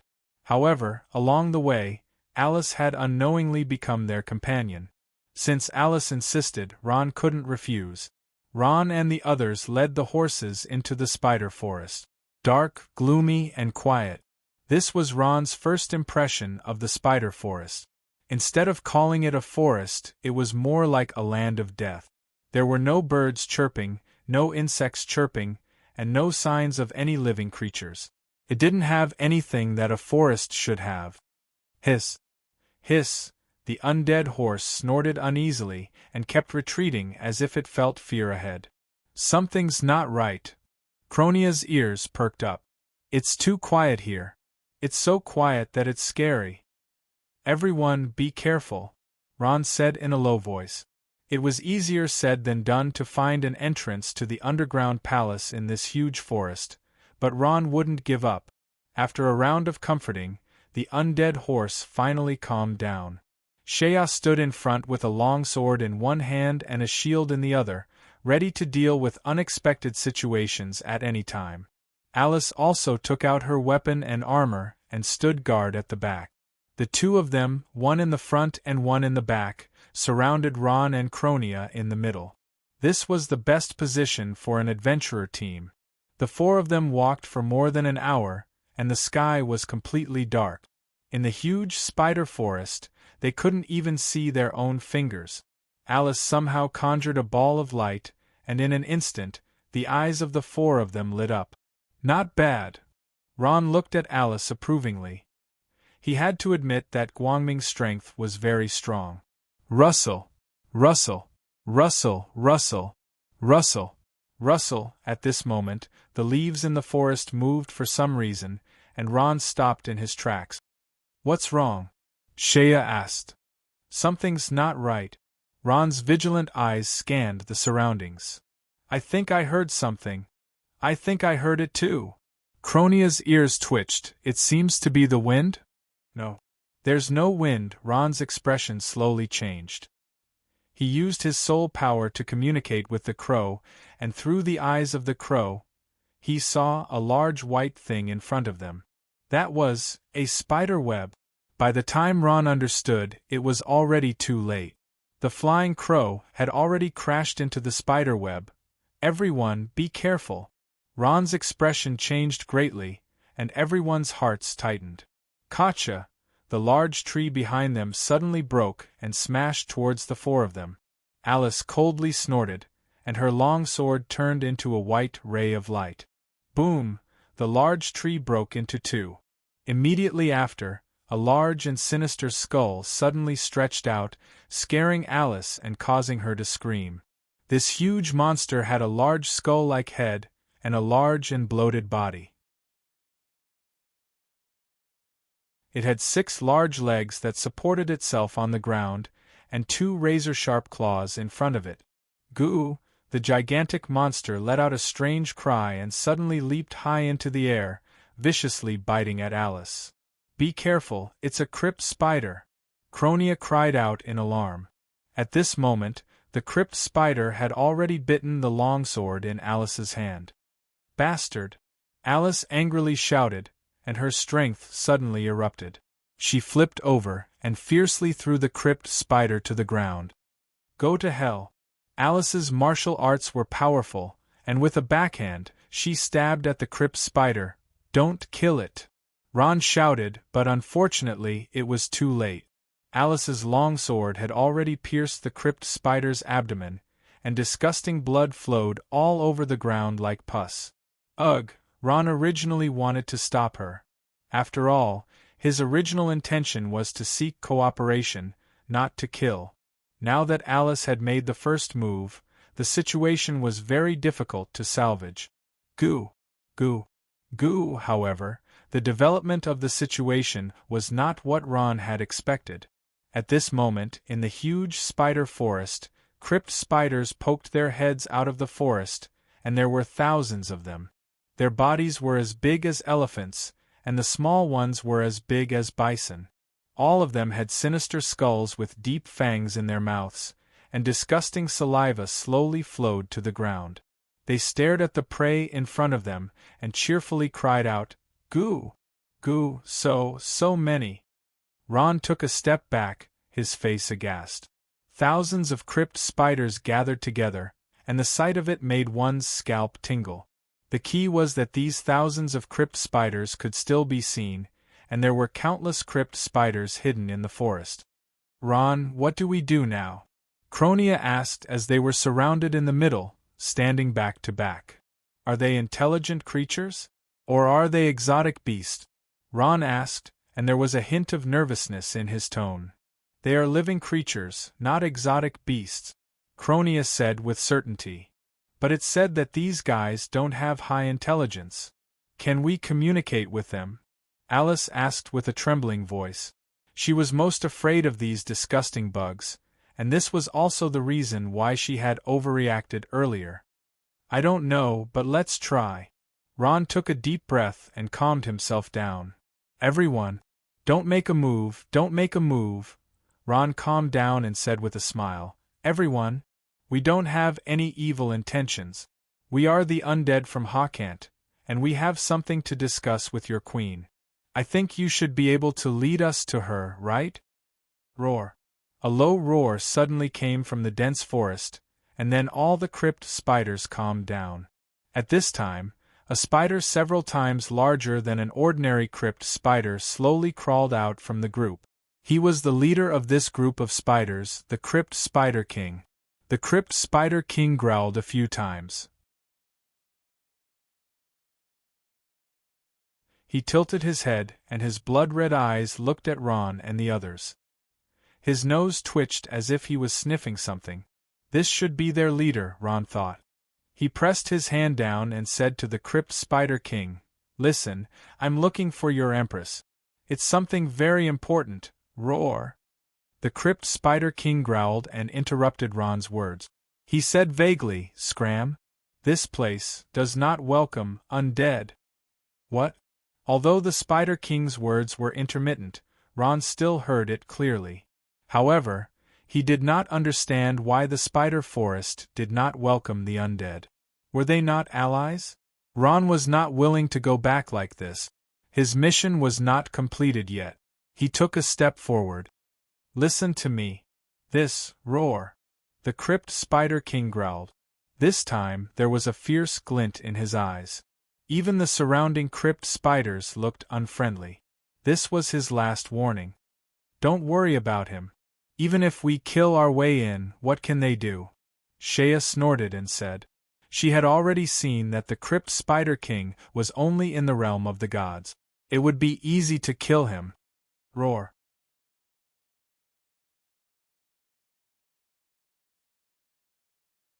Chapter 871. The Crypt Spider King made its move.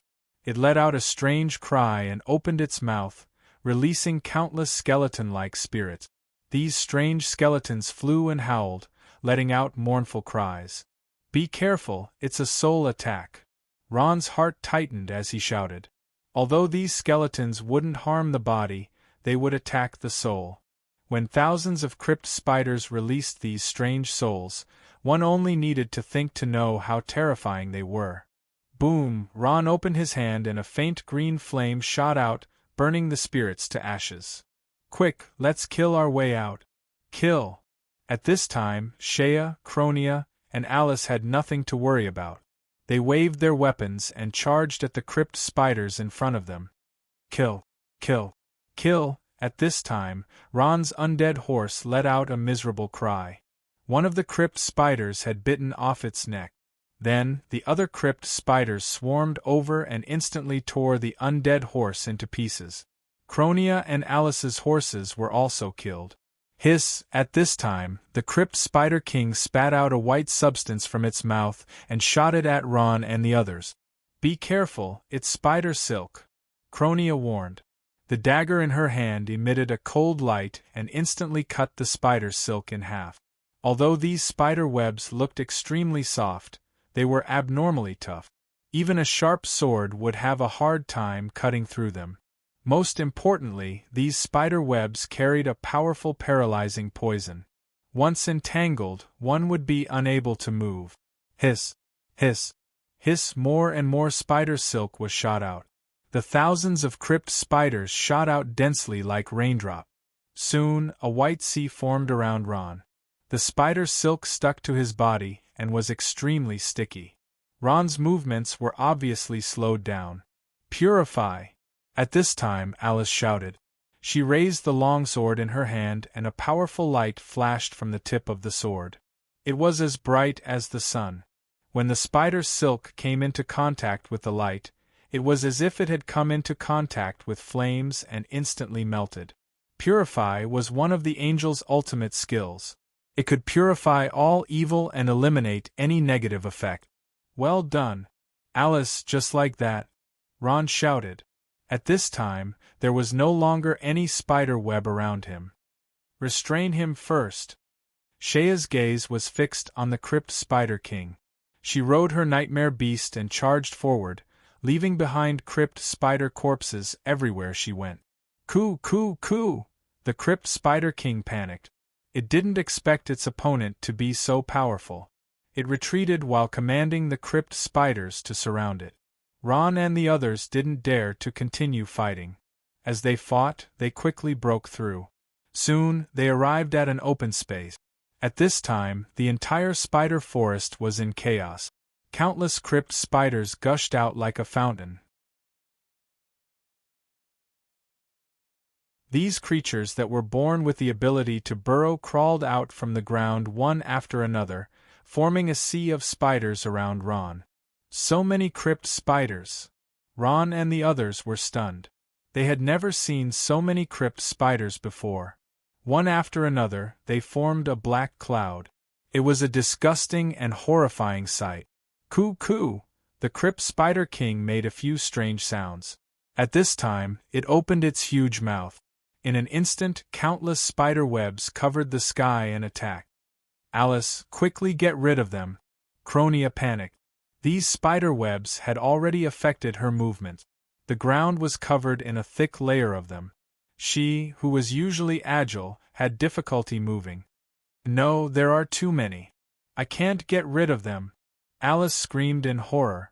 No one would be able to stand these disgusting and sticky spider webs on their body. "Let's get out of here first." Shea used her sword to cut the spider webs, but there were too many of them. She couldn't cut them all. Ron finally understood the horror of the human wave tactic. In such a huge sea of spiders, even if he was a god, he was powerless. The skeletons he summoned were entangled by the spider webs and couldn't fight. The frost wyrm he summoned couldn't fly into the sky at all. The spider webs that the cave spiders shot out formed a dense spider web in the sky, and even the frost worm was pulled down from the sky. Unless there was a strong army, there was no way to enter the spider forest. Not to mention entering the underground spider kingdom, they might even lose their lives here. Retreat immediately. Don't get entangled with them. Ron calmly gave the order. At this point, he had basically given up on the idea of forming an alliance with the Spider Queen. Perhaps she didn't even have such an idea. The difference in strength between them was too great. Yes, Shea nodded and immediately turned back to fight. She never doubted Ron's orders.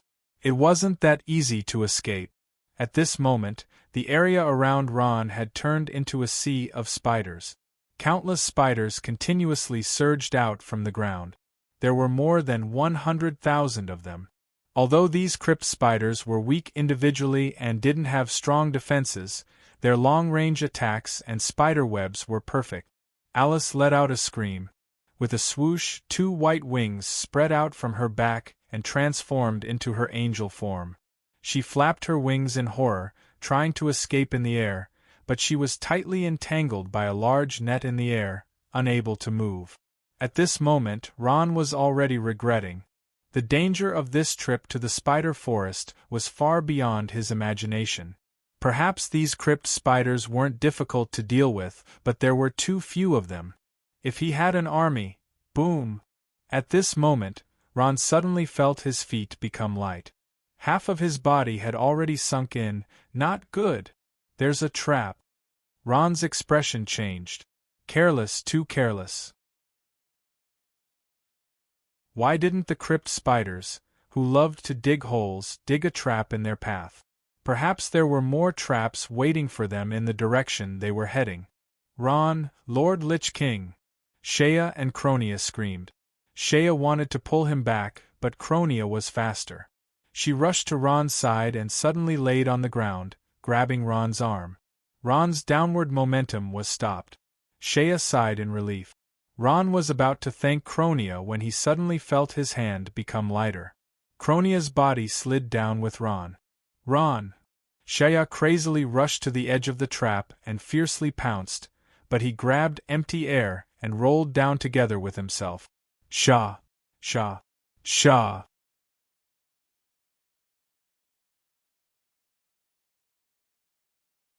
Chapter 872. Woo! Ron struggled for a while but realized that he couldn't move at all.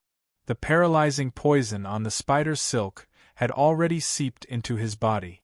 Other than his eyeballs, he couldn't move his entire body, but his mind was still very clear. The bottom of the cave was very deep and connected to many exits.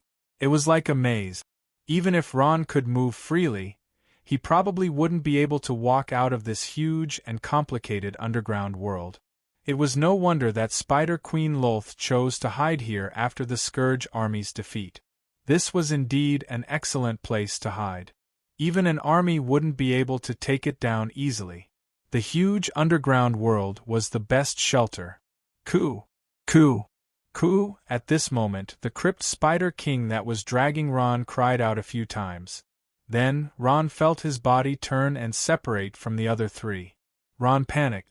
Unfortunately, he couldn't say a word and couldn't move his body. He didn't know where he was being dragged to. Was he going to be eaten? He heard that crypt spiders loved to eat their prey raw. Ron quickly calmed down and thought hard about how to escape. In terms of strength, this crypt Spider King was definitely not Ron's match. It wasn't even a match for Shea, Alice, or Cronia. They relied on the spider's silk with paralyzing poison and the terrifying and strange soul attack. Wait, soul attack? Yes, soul attack. Ron's heart lit up. Although he couldn't move his body now, his strength wasn't affected at all. Then, why didn't he directly attack that fellow's soul? Looking at the crypt Spider King that was slowly moving in front of him, Ron's lips curled into an imperceptible smile. Coo! Coo! All right, let's stop here. The crypt Spider King quickly dragged Ron into a relatively large cave. It turned its ugly and huge body around and grinned maliciously, preparing to enjoy its meal. Ron had been waiting for this moment. His gaze focused, and a faint green light appeared in his eyes. What?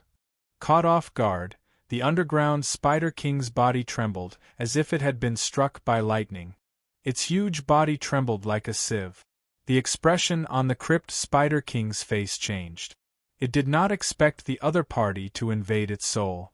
In just an instant, the prey had become the hunter. Under the pressure of Ron's powerful soul power, the Crypt Spider King's soul defense instantly collapsed. No, no, don't kill me. The Crypt Spider King had a pained expression on its face. It begged bitterly. It knew that as long as the other party was willing, he could take its life at any time. Let me go. A dignified voice rang out in the Crypt Spider King's mind. It was Ron giving the order. At this moment, the Crypt Spider King had completely become his slave. A trace of hesitation appeared on the Crypt Spider King's face. The intense pain from the depths of its soul quickly spread, making it wish it was dead. No, don't. I'll let you go. I'll let you go right now. The underground Spider King squealed like a pig being slaughtered. Without hesitation, it extended its scissor-like claws and freed Ron from the dumpling. Huff, huff, Ron took in large mouthfuls of fresh air. The soul attack just now seemed simple, but it consumed a lot of energy. However, with his soul power that far exceeded the other party's, he finally managed to control this fellow. Ron stood up and moved his slightly numb body. He looked at the Crypt Spider King lying on the ground like a docile kitten and snorted coldly. Where are the others? Where were they taken to? I don't know, the Crypt Spider King said with a trembling voice. I know. I know, they're all locked up. The Crypt Spider King cried out in horror. Bring me to them immediately, Ron said coldly. The Crypt Spider King did not even dare to make a sound and let Ron sit on its back. After about 10 minutes, Ron finally rescued Shea and Shea. Are you all okay? Ron asked with a smile as he looked at the three who looked as if they had been reborn. We're fine. How did you escape? Shea asked as she moved her arms and legs. Ron smiled and did not answer Shea's question. He looked at the subdued Crypt Spiders around him and nodded slowly. These fellows were not strong individually, but when grouped together, they were extremely difficult to deal with. Ron had seen it firsthand. Ron sized up the Crypt Spider King for a few seconds and came up with an idea. You guys, bring me to Spider Queen Lolth immediately. When the Crypt Spider King heard this, it was shocked. It stammered, What? You want to see Her Majesty the Queen? That's right. Ron nodded, his expression unquestionable. Once he said that, not only the Crypt Spider King, but even the normal Crypt Spiders beside it showed a look of horror. No. Impossible, the Crypt Spider King said with a trembling voice. Even if it's me, I don't have the right to meet the Empress without her summoning me. She will kill me. Ron glared. If you don't bring us there, I will kill you right now. With their souls completely controlled, the Crypt Spider King and the other Crypt Spiders could not resist at all. They did not even have the right to say no. Okay, I'll go.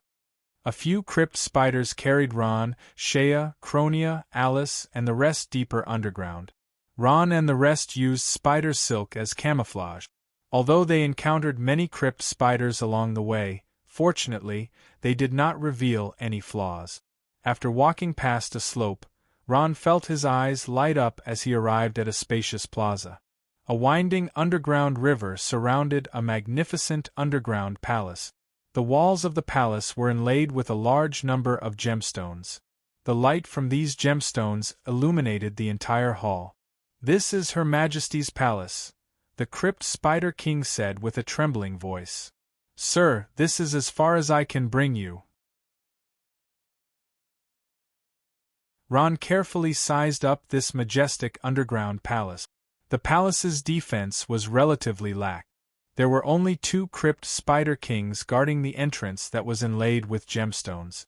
It was obvious that the Spider Empress was very confident in the defense of the Spider Kingdom. In fact, there was no force that could attack this place. "We're finally here." Ron smiled and pointed forward. He said to the Crypt Spider King, "Charge." "What?" The Crypt Spider King could not believe his ears. No matter how bold he was, he would not dare to charge into Her Majesty's palace. "I said charge," Ron shouted coldly in a low voice. His eyes turned green, and at the same time, he increased the power of soul control. The Crypt Spider King struggled, his ugly face showing a painful expression. "Stop, who is it?" Just as Ron was about to control the Crypt Spider King completely, the 2 Crypt Spider Kings guarding the palace noticed Ron and the rest and shouted at the same time. "Do it!" Ron shouted. At this time, Shea, Cronia, and Alice rushed out like arrows.